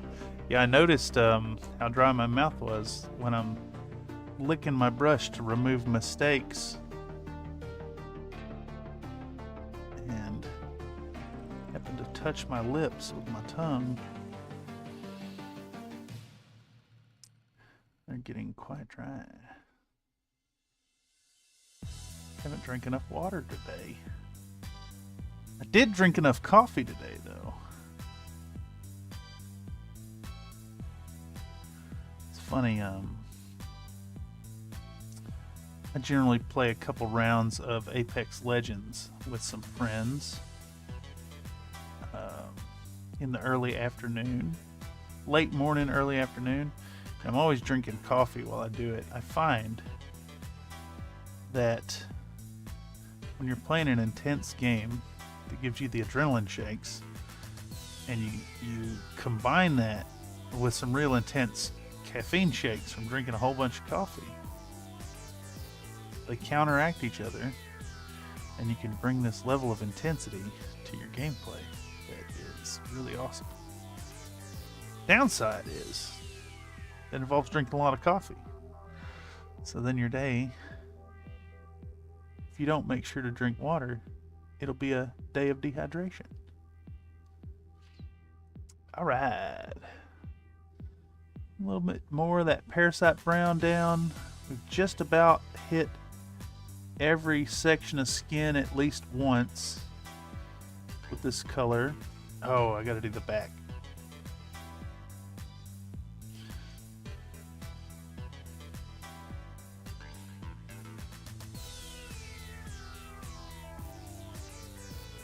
Here we'll layer in the cadmium skin. Is that what it was?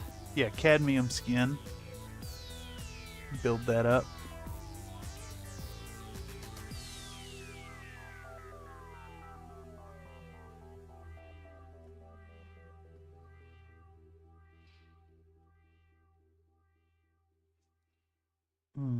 Covered up a little too much of that purple. There we go. Much better.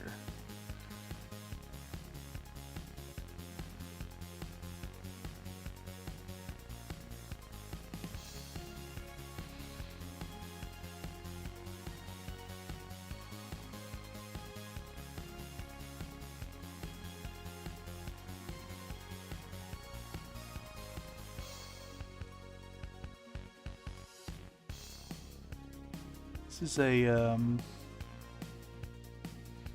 vastly different experience to traditional painting.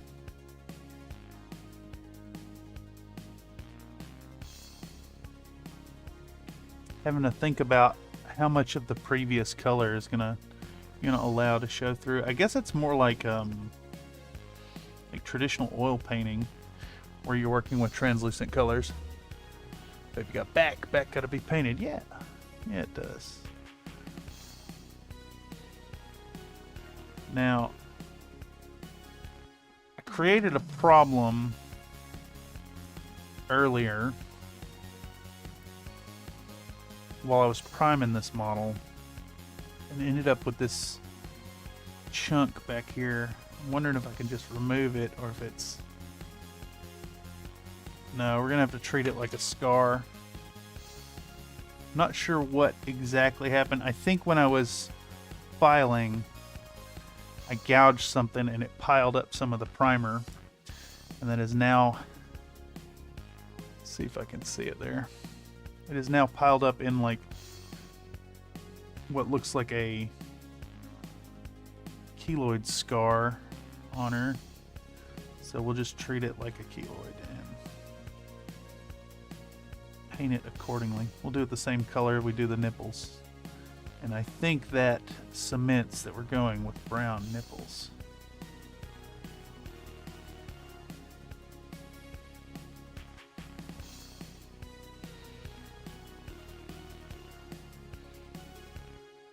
I have to assume that Thitania here gets lots of sun. I'm definitely picturing like the whole stereotype of the nomadic steppes people for being a barbarian. Is that Dungeons and Dragons that programmed that assumption into me? I think so. 3rd edition, maybe, or Dark Sun, even the art of Brahm and Frank Frazetta. Frazetta or Frazzetti? I don't remember.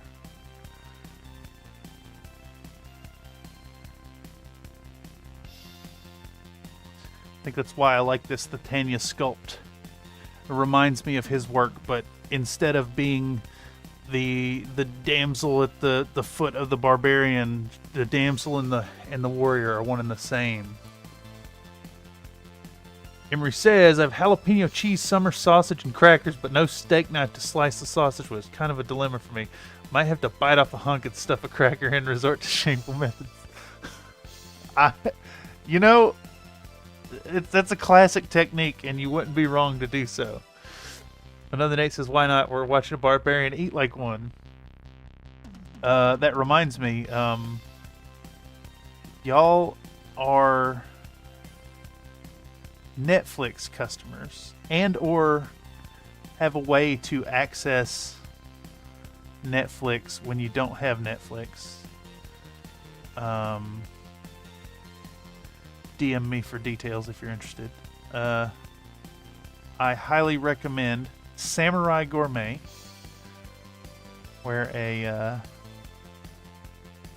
ex-salaryman in Japan retires and then wrestles with that kind of dilemma you're talking about right there. What's proper in his culinary habits, and in addressing that, embraces his inner feudal Japan, feudal era samurai. Good stuff. Highly recommend. 10 out of 10. Fun show. That's Samurai Gourmet.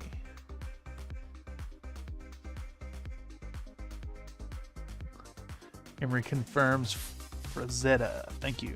Yeah, Frank Frazetta.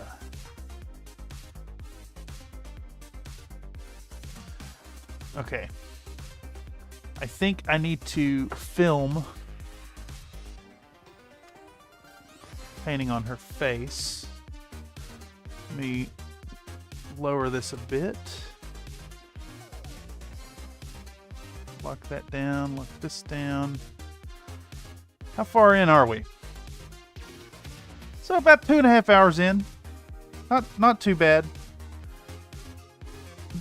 I'm not displeased with the project process. It is actually faster than I was expecting, in all honesty. I've heard people talk about how long they spend glazing stuff, and well, I might be layering it on a little thicker than some do, but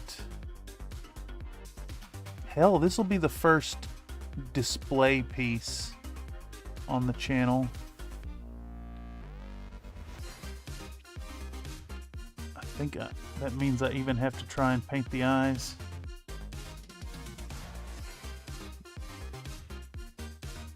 We'll see. We'll see. They're very small.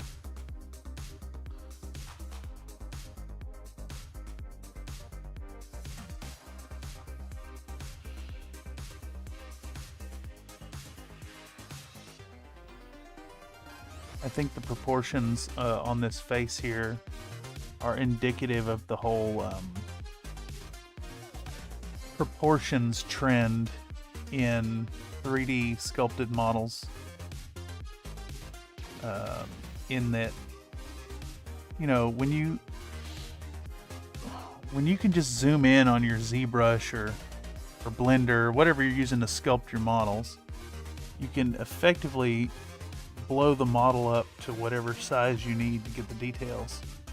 And in doing so, it's really easy to lose sight of the painter's experience. And that's part of why I really enjoy those old ancient hand sculpted models. Sure, the details aren't as fine, but like, they were sculpted by hand, and the details are often, you know, considered from that angle. So generally, if you can sculpt it by hand, you can paint it by hand without much issue. I find that a lot of modern digital sculpts just have some details that are way too small to adequately paint, or to paint well, at least in my skill level.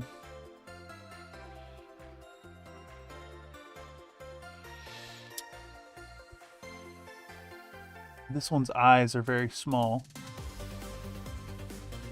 but the eyelids themselves are very, very pronounced. Yes, I don't really have that there. Frazetta, he did some Warrior Women too. Frank Thorne did almost nothing else. Frank Frazetta kind of got stuck in with Death Dealer as his personal thing though, yeah. Frazetta painted women extra zeftig. His wife modeled for him a lot. Yeah, another Nate says, I was going to ask if this guy mostly did paintings of his wife as different characters. Yeah, that makes sense. Do like a good Frazetta piece. Might even consider getting a print, hanging it up somewhere. Frazetta piece would look good on the wall.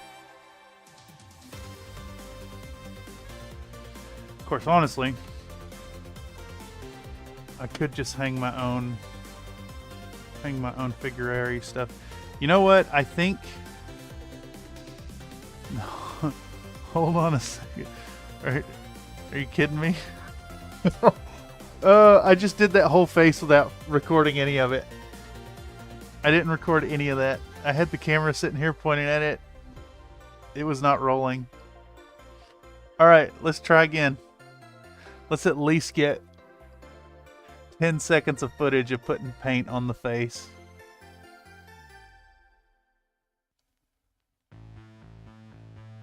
Holy moly. I'm a dummy. You'd think I'd notice too that the little red dot wasn't blinking in front of my face. All right. Welcome to the paint stream where we fuck up stuff on film. Another Nate says there's a Skyrim mod with basically his whole portfolio on the walls. Yeah, that seems like a pretty good Skyrim mod actually. To touch on the thirst, but without going to the ridiculous degree that some of them do. I've actually never played modded Skyrim. I went back in and replayed the vanilla experience in the last couple years with the DLC. Was it Dawn Guard? And there's one other. They're both included in the whatever edition. Played back through. Told myself I wouldn't do Stealth Archer. Did Stealth Archer. You know, it's just how it goes. Best class. And in fact, I was talking to a buddy of mine recently because I'm playing through Cyberpunk currently. Good game. Is a nightmare of sex and violence, though. I think it far exceeds its mature rating, honestly. But that aside, I am playing through Cyberpunk now, and I've basically become the Stealth Archer. Completely unintentionally. I sneak around. I use a silenced pistol. When the going gets tough, then I start doing like the cyberpunky stuff, the hacking and whatnot. But for the most part, it's classic Skyrim Stealth Archer. They never see it coming. And even after you shoot them, they're none the wiser. Although Skyrim did get insane. I recall a couple times crouching right in front of someone and they still are unable to see you just a few feet away.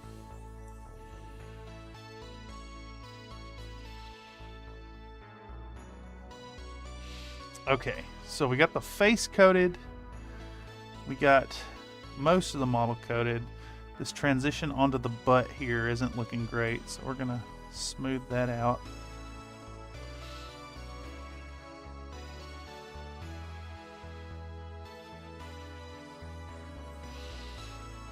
And then go back to the back. This section right here underneath. It's just straight paint. There we go. Thin it down. Work it up.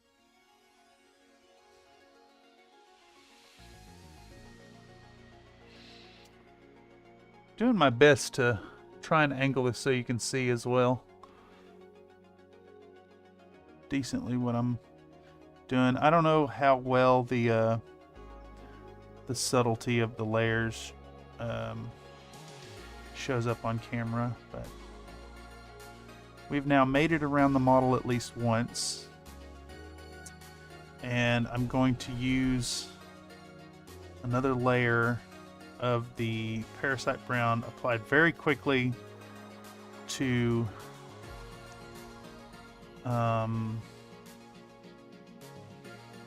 areas that need to be more opaque. So upper facing portions, large areas like the side of this thigh, top of this knee. And build in this color really strongly because we're about to switch to the cadmium skin.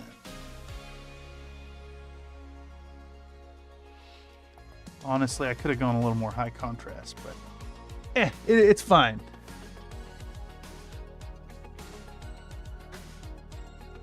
If you get a Frazetta print, try to find a Tarzan and Jane one and give Jane a truly mesmerizing noble set of cans.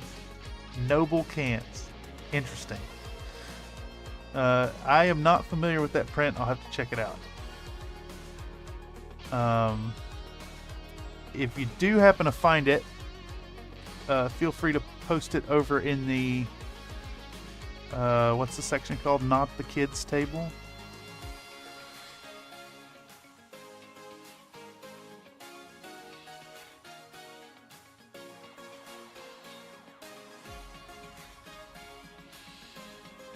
Okay.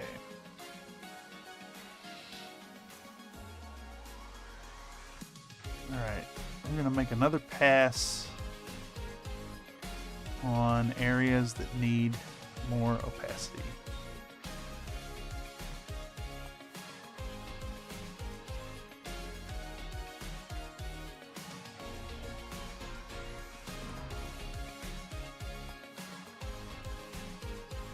Front of this thigh.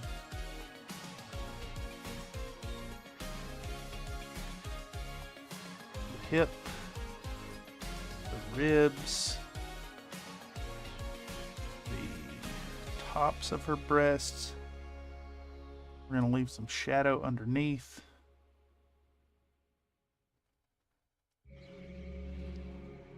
Actually, that last spray of white kind of messed this whole section up a bit. Shouldn't have done it. It's creating a serious change in the color temperature. That's fine.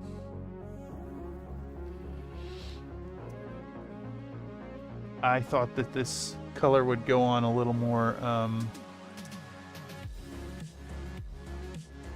transparent than it is.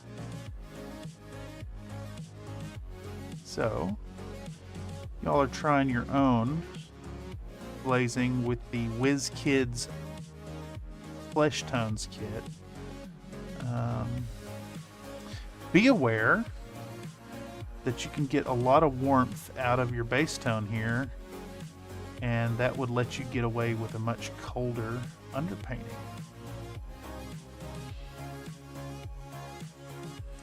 Hell, I bet I could have gone full blue and skipped the purple entirely. Emery says, worth using 2 adverbs. They're civilizing. Yes. Yes. Because sometimes we need a little civilizing to calm us down. Throw some ice on it. Cool your jets.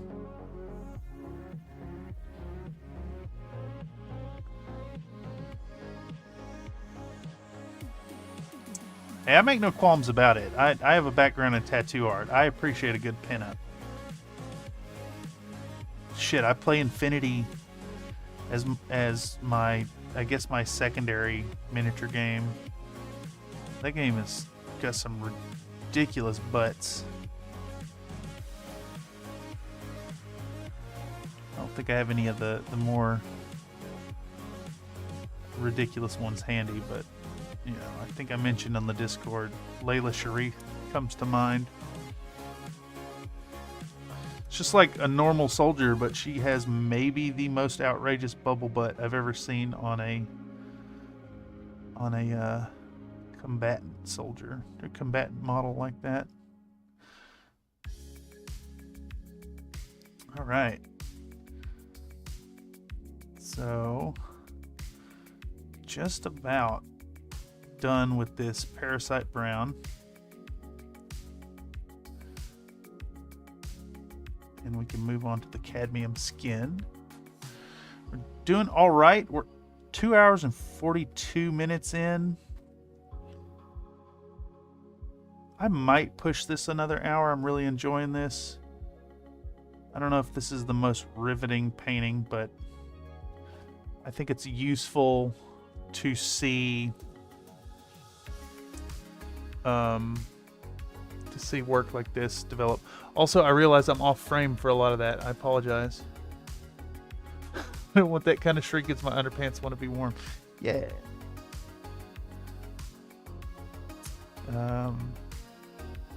Sorry I got out of frame there. I realized that I drift as I'm working on models. part of why I started painting. I started recording with my phone while doing videos, because the phone has a really nice autofocus, and I was the worst about setting up a shot with my DSLR and getting it in focus and then like drifting a few inches to the left or the right and just getting the shot completely out of focus or completely out of frame.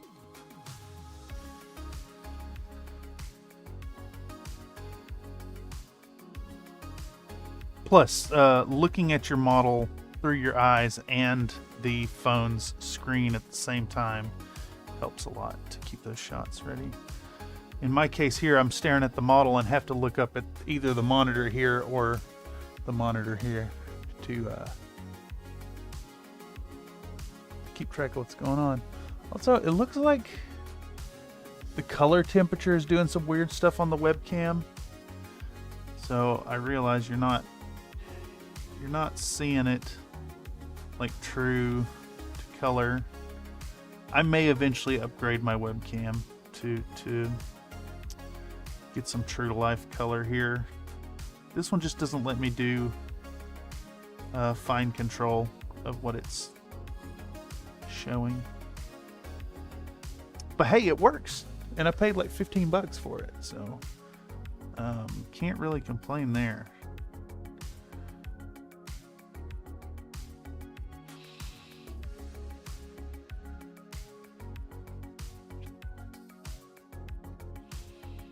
Need to be thinking about what color to use to get this. We're going to treat this blob on the back like a keloid scar and then use the same color to do the nipples. Be thinking about what color in my collection would work for some good brown nipples.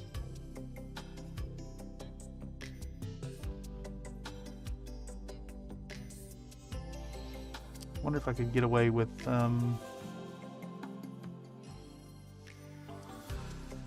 desaturating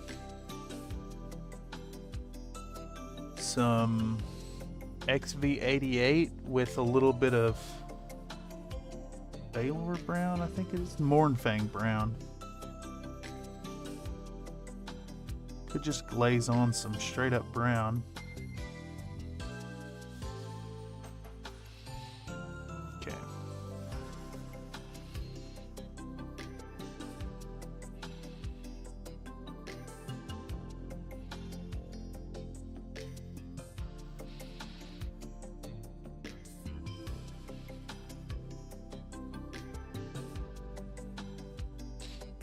Here we go. Just about ready to switch over to cadmium skin. I think we are there. Kept some purple in some of the musculature. Kept that blue in the small of the back.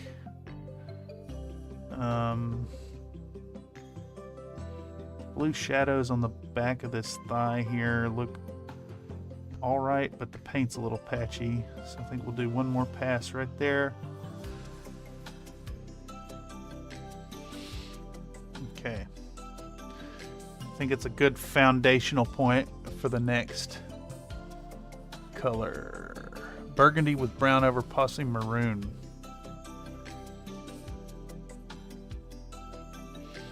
I'll get a little warmth in it.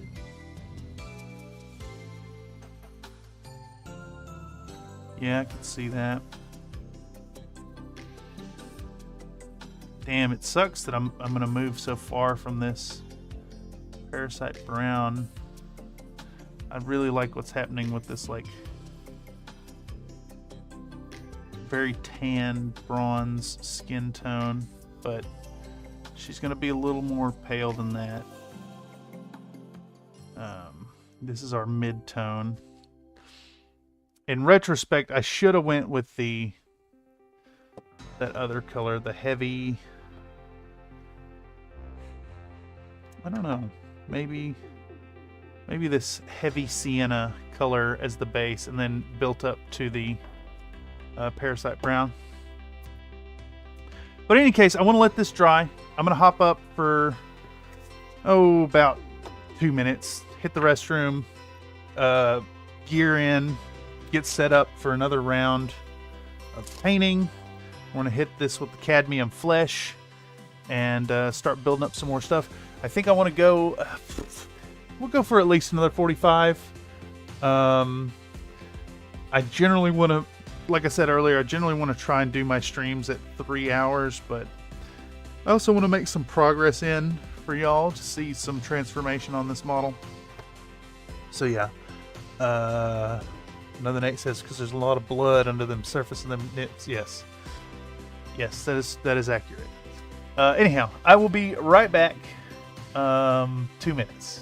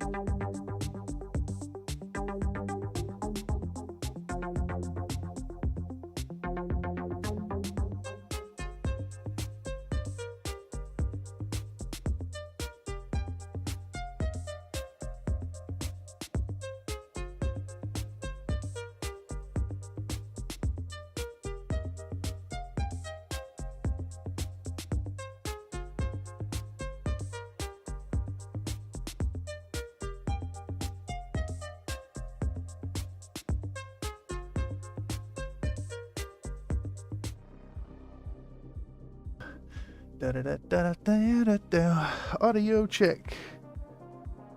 Power on. Connected.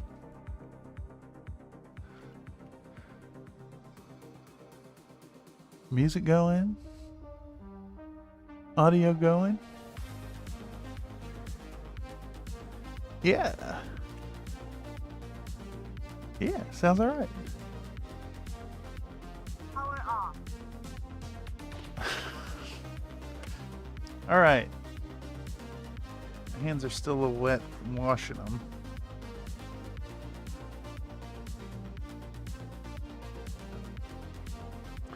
Get nice and dry again.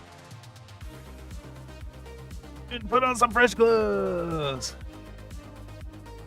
Okay, so we've primed, we've underpainted, done the first layer of skin. Now I think next reasonable step is to maybe make a 50-50 mix of our cadmium skin and parasite brown. I know I could thin it down and like just do that and glaze it in, but let's just take a dollop of that. Get a paper towel. Dollop of that cadmium skin. A dollop of that parasite brown. Just considerably thinner. Let's mix those together. We'll do a 50-50. I may be about to turn this glazing project into what? 2, 4, 5 glazed colors. Obviously not all in just the stream right now. That would never fly.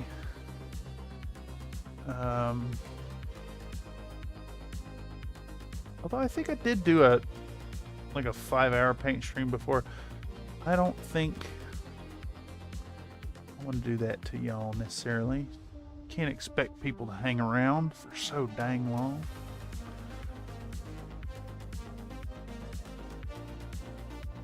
Okay. So the pigmentation in this cadmium skin is much stronger than that in this here parasite brown. Very difficult to get a median. Okay, I think I got one though. I'm gonna show y'all.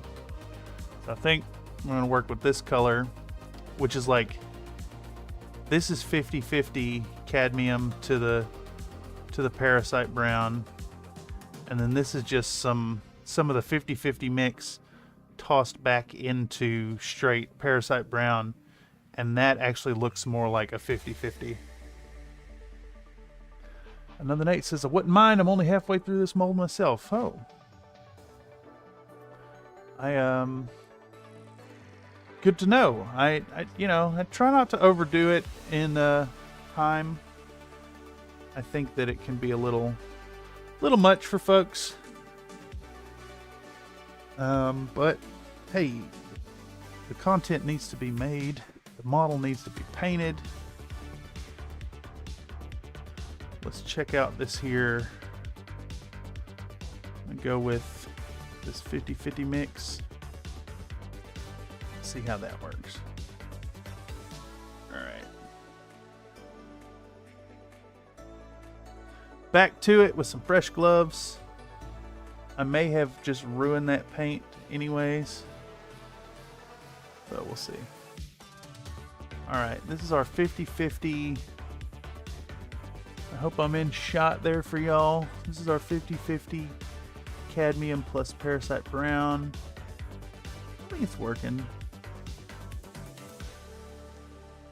I may have broke it too far though.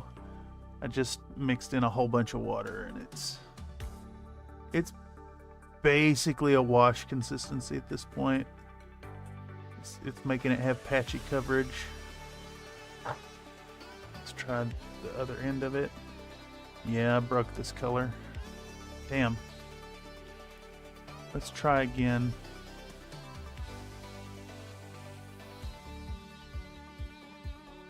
Try again to mix some down without breaking it.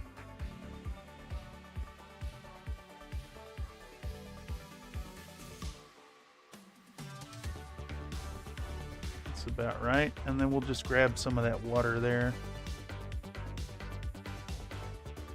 Start working it back in. And this has all been with a...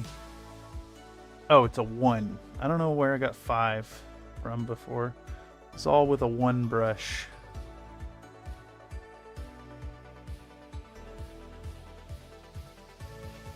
I think I need to put an extra drop of water, 6, on the other side of the palette so as to have access to it.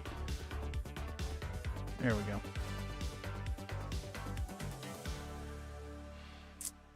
That's better, I think. Might be a little thin still, but I'm trying to do it without breaking the color too bad.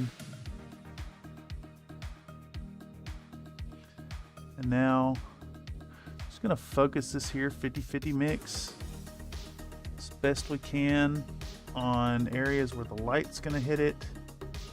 Try not to mess up our transitions. Always trying to remember that the most paint gets deposited where you lift the brush. So it's kind of counterintuitive, But when you want to feather out a color using this glazing technique, you start the brush stroke where you want it the weakest,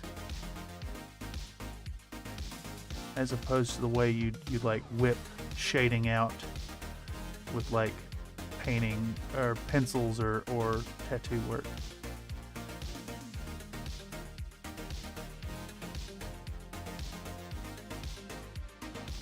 So this color does not want to make a glaze very well. It's very patchy. I have a feeling it's going to take multiple coats of it to get a nice smooth cover.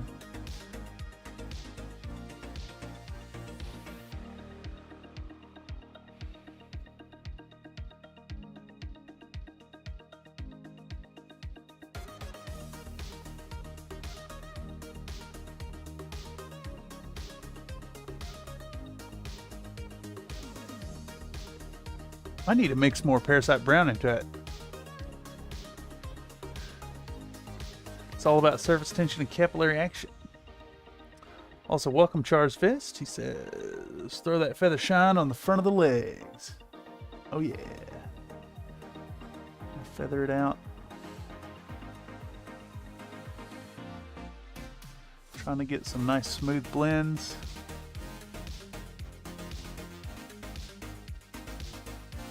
Turns out this cadmium flesh is a bad tone for glazing. Maybe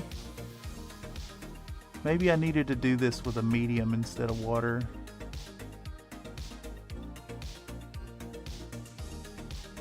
Unfortunately, I don't have a glaze medium.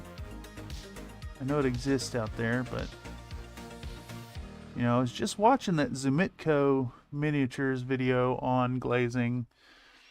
He insisted you don't really need it. For the most part, so far, I'm inclined to agree. Though I bet this cadmium flesh would have done better with a medium instead of water. It broke the pigment concentration broke really quick with this, which sucks. Just kind of patchy. Almost a chalky application. Maybe it's a matter of not using these cheap paints to do it. It's fine though. We'll recover. Put a few extra thin layers till that patchiness is fixed.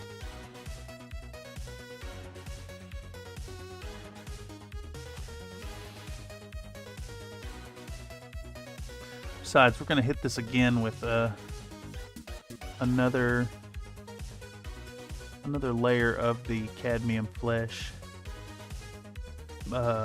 basically straight up instead of this 50-50.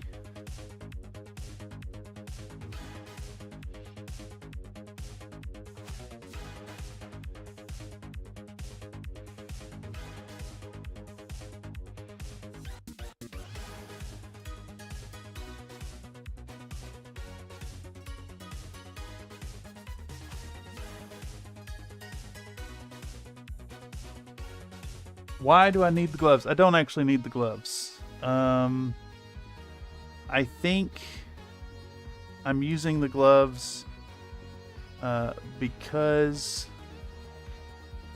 I was scrubbing some models earlier and I got a whole bunch of blue staining around my fingernails.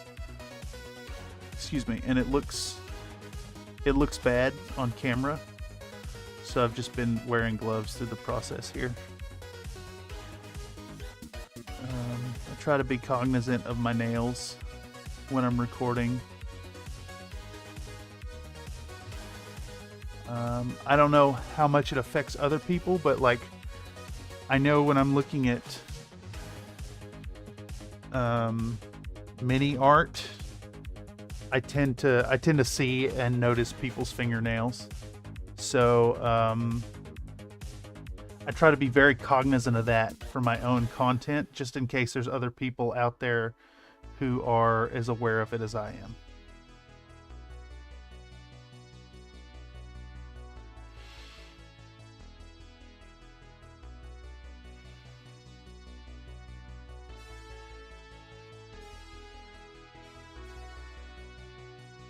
less a point of judgment and more one of like I notice it, and like my mind just gets distracted by that more than it should, I suppose.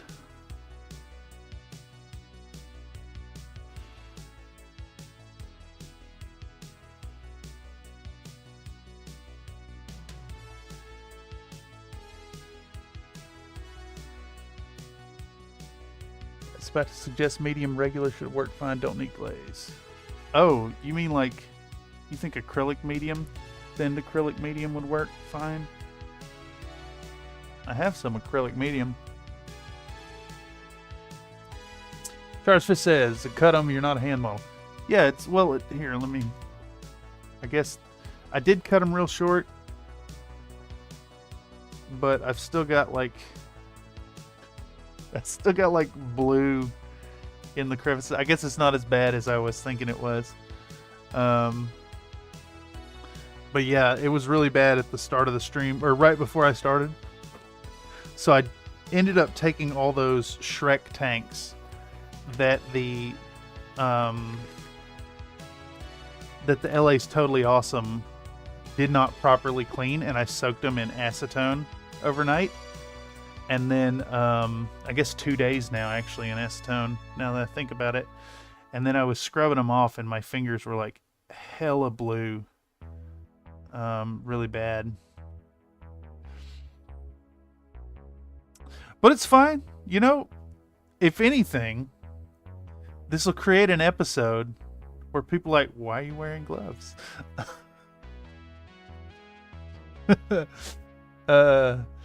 Yeah, regular ass medium, you just need something to suspend the pigment particles.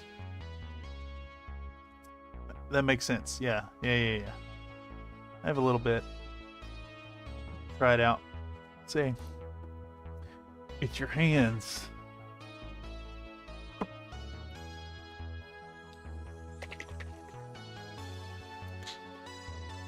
Let's try drop a medium in this. Just one drop ought to be more than enough there. Think.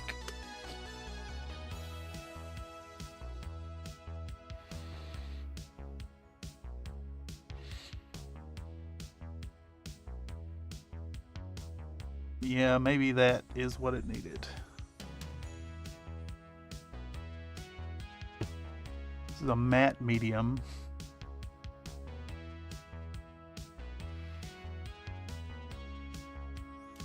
Let's see how the particles react to that.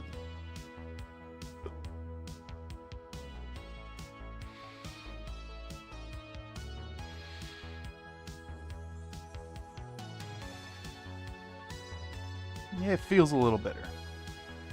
It's a little better. It's still kind of patchy. I think it might just be this color is patchy when thinned out. Got a little bit of that, like,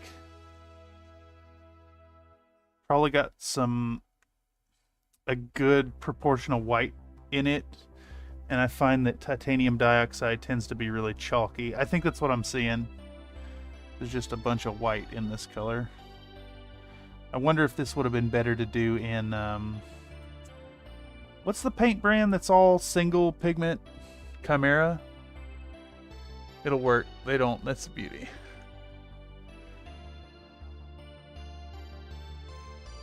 Yeah. It's going to be a fun project, though. I think, in the end. Be brainstorming up some, basically an essay on, like, not only why pinup models are good to work on, but also a bit of a diatribe on why they're acceptable and why you should add one or two to your collection and try your hand at painting them. So I think what I'm getting at is content going forward, even like the battletech stuff, the full-length stuff needs to always feature a subtext, an underlying theme beyond the model at hand. So I kind of brought up the whole wanting to do the 10-minute models, where I, you know, a shorter video that just focuses on painting the model. Which I've got a whole bunch of models for that. I think will be a really fun addition to the channel. But allow me to take more time on these. I keep wanting to call it feature length. I guess feature length means movie length, but like, you know, a 20 to 30 minute video, maybe once a month, with a full theme behind it, in addition to some shorter things in the 10-minute model series.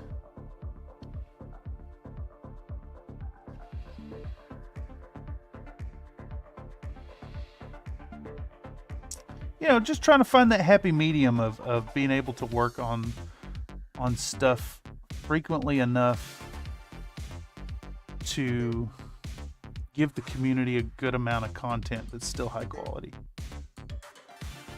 but also be able to, you know, not have to work 60 hours every 2 weeks on a video. Instead, do the 60-hour video like once a month, and then do some shorter stuff more frequently. And I really don't want to do a whole bunch of shorts. I don't know if any of y'all like the shorts, but I mean, I hate them. I hate that shorts are a thing on YouTube. I recognize the value of doing them. Yeah, Chimera, but they're white as the same titanium everyone else uses. It's just a really annoying shape of molecule. You're right. You're absolutely right, Nate.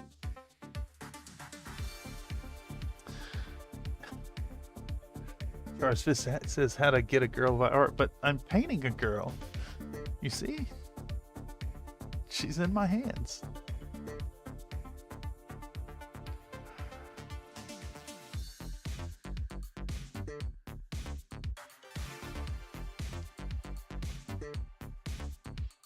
Already have some really fun stuff happening here with the glazing. I see the value of this technique.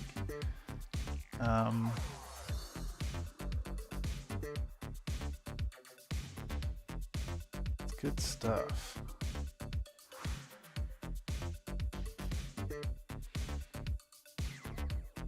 I think in hindsight I should have done that technique I was describing earlier, where you kind of block out the broad areas of color and then go back in with the glaze to unify those colors. But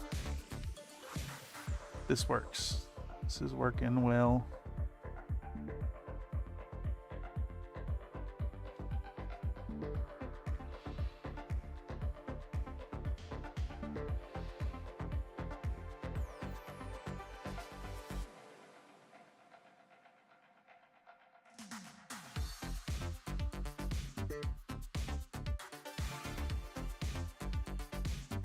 I'm having a blast with this technique so far. And I know I've mentioned to y'all before that I actually hate painting. I hate the process of painting. I like the end result. This is pretty fun technique here. This feels more like art, if that makes any sense. Feels like it's touching more on like shaping and building shadows, and uses some of that school knowledge. Let's see a spot where I missed some purple. Let's fix that.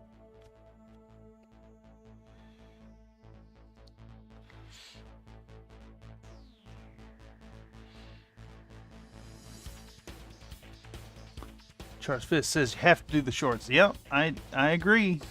That's why they exist on the channel, honestly. I see the value of it, and like I know that that's where a significant portion of traffic is, and they're consistently a way to get the content out in like a more aggressive form of the algorithm. I need to put another one out soon. Maybe based on the last content. Let's see. What's the last thing that come out? Last thing come out was the lizard with Peganeko. So I think the next short that could come out would be talking about Sprugu and filling gaps with it. Be an easy piece to make a minute of content. I guess the big thing is class. Class has just been rough for getting anything done this semester. It's been very involved. Next semester should be good. I'm on track to take 2 printmaking courses, which you work in the lab in the workshop, so less time out of the classroom spent eating up my hobby time.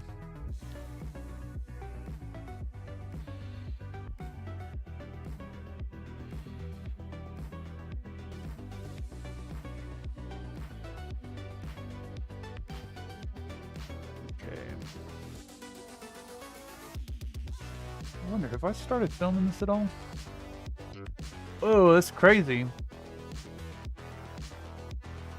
Is it super blue to y'all as well? Or is that just my phone? The white balance just keeps doing some wacky things with this camera. Okay, let's record up a little bit of this here. Cadmium, I don't know if I have been.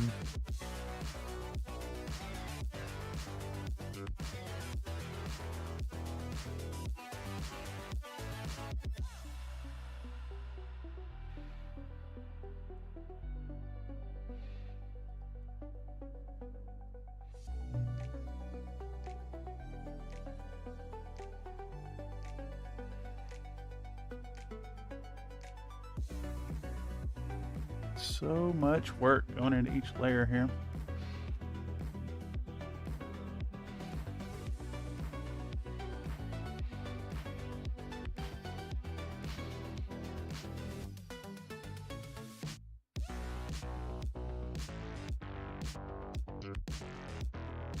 Just like, I don't know, is this similar to painting with inks? Doing like proper paintings on paper with inks, translucent layers and whatnot. Makes me think of some of the techniques of the old masters with oil paints, where you just very, very thin layers, letting previous colors shine through.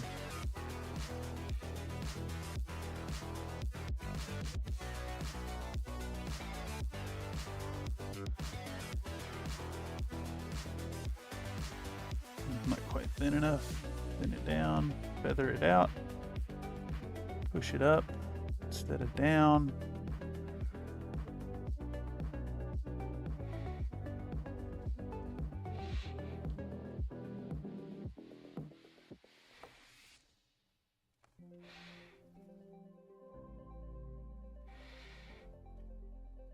I think we're making headway. Let's see, where are we at? We're at 3 hours 17 minutes.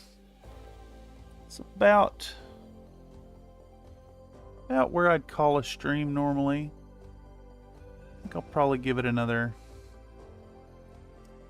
I don't know, 15, half hour. At least this color, I think.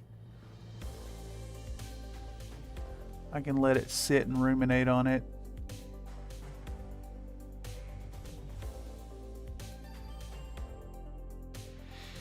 Might come back, I don't know, Friday night, work on it some more.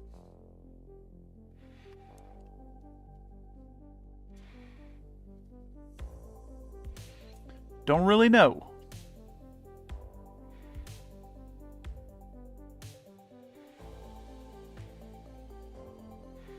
I know it is definitely slow going, but I knew it was going to be slow going into a glazing project. Let's maybe put a little work on the face. Is that in shot for y'all? Not really. Maybe that's a little better.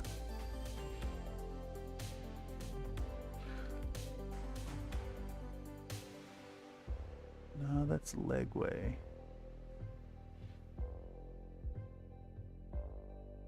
Let's do...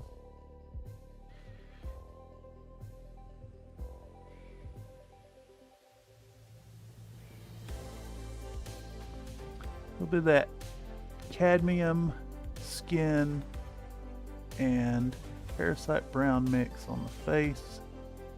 Building it up on the cheeks. Building up on the nose.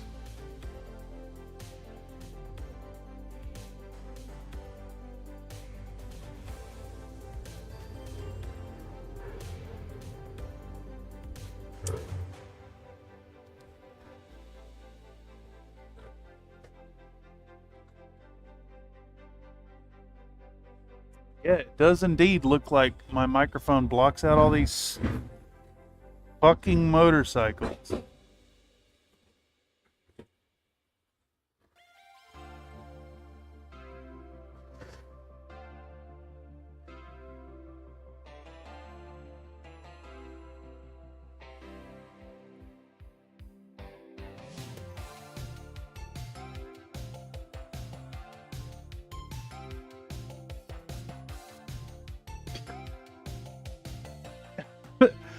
I don't know how to express to y'all truly how much I hate motorcycles. I didn't care all that much before living downtown, but now I very vocally judge motorcycle drivers. It's fucking ridiculous.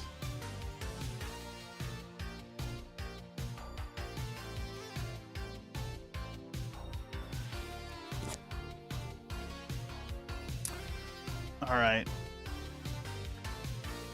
Let me get a shot of this. Click. There we go.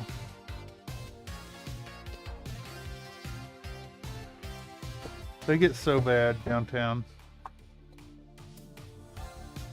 I mean, it's a combination of things. There's a motorcycle sales and repair place the next block up. There's a like a Euro bike club a couple blocks from here, and then of course the interstate on-ramp is just a couple blocks up.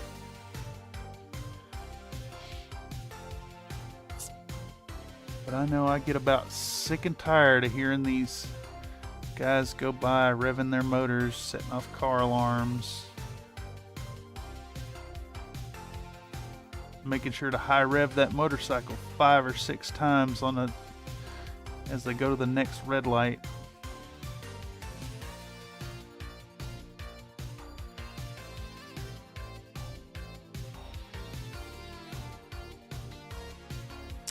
Just saying. Driving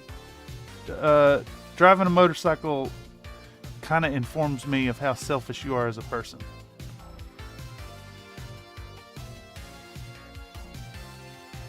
Not calling you a bad person if you like a motorcycle, but yeah, you're it is the opposite of consideration for others.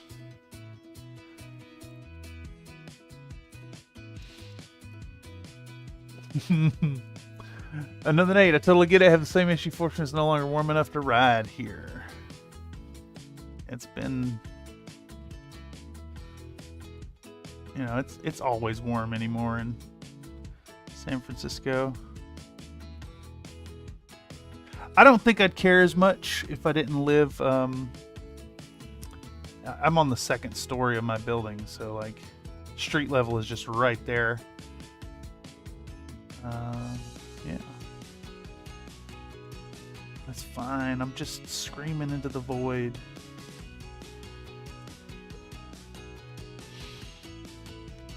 Okay. I mean, I think we've made decent progress here.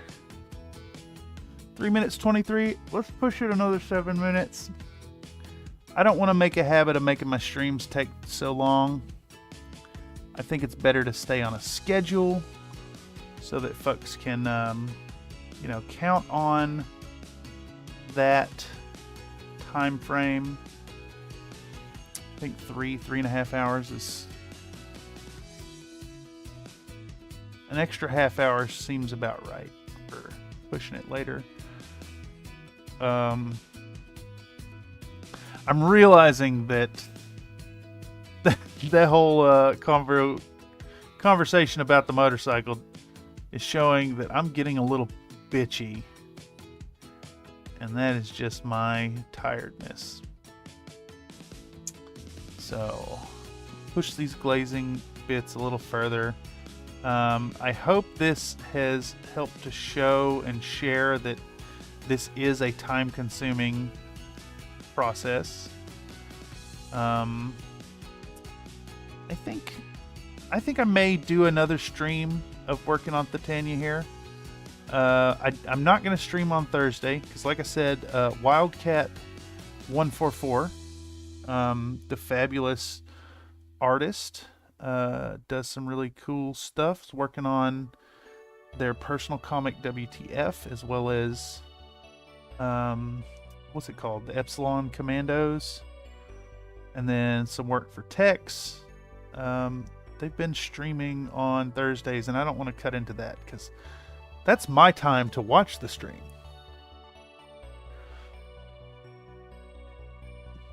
Also get to hear Jake Breaks and Trains, which have no season. Ah, yes. My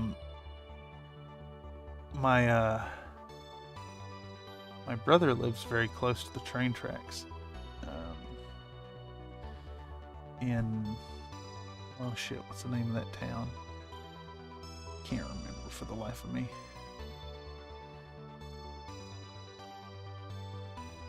I definitely don't miss being able to hear the trains myself. Yeah, where was I? I'm rambling. I'm losing focus. Yeah, so I think because of that, it may be a good time to call stream. Anyways, where is that? 3 hours, 26 minutes? Yeah, let's just make an executive decision here and call it. I'm going to move this, get a little contrast, and see if we can't show the camera the work for the evening. I think it's like blown out because of the color here. Yeah, it's really hard to see on this shitty webcam. But we've got our underpainting. That took a while. We've got 2 layers of skin. It's not, this camera just don't want to focus on it. Can't really see it. Emery says, I grew up 1 street away from the edge of the municipal airport. Oh, that's fun noise. Lovely noise at that. I don't know if y'all can see, but like the cadmium skin is a little patchy. I think it's going to take another, I don't know, maybe like 8 to 10 really thin layers to smooth it out. So I think what I'm going to do is I'm going to work on this a little bit tomorrow. Probably tomorrow evening we'll hang out in the hobby hangout on the Discord. If you're not already a member of the Discord, check it out in the description down below. Join up. We'll be hanging out tomorrow while I work on this a little more. And then Friday, we'll do another impromptu stream of working on this model. And by then I'll have this cadmium skin balanced out and ready to take another layer. Or maybe I'll just do the skin and we can stream working on the hair and the gloves and whatnot. But it's already looking pretty damn cool, if I don't say so myself. Is that the phrase? But yeah, this has been a lot of fun to work on and to experiment with, and is totally new to me. So yeah, if you liked it, you catch some more on Friday. If you're not a Discord member, if you want to hang out in the hobby chat and like, you know, be more personable and share what you're doing, check it out tomorrow evening. In the meantime, I think that 3.5 hours is more than reasonable, and I'm gonna try to keep these Wednesday night streams 2-3 hours, to a strict 3 hours, and then we'll do them every Wednesday, right here, same time, same place. Paint some more models. In any case, I've been Cameron on behalf of Country Fried Minis.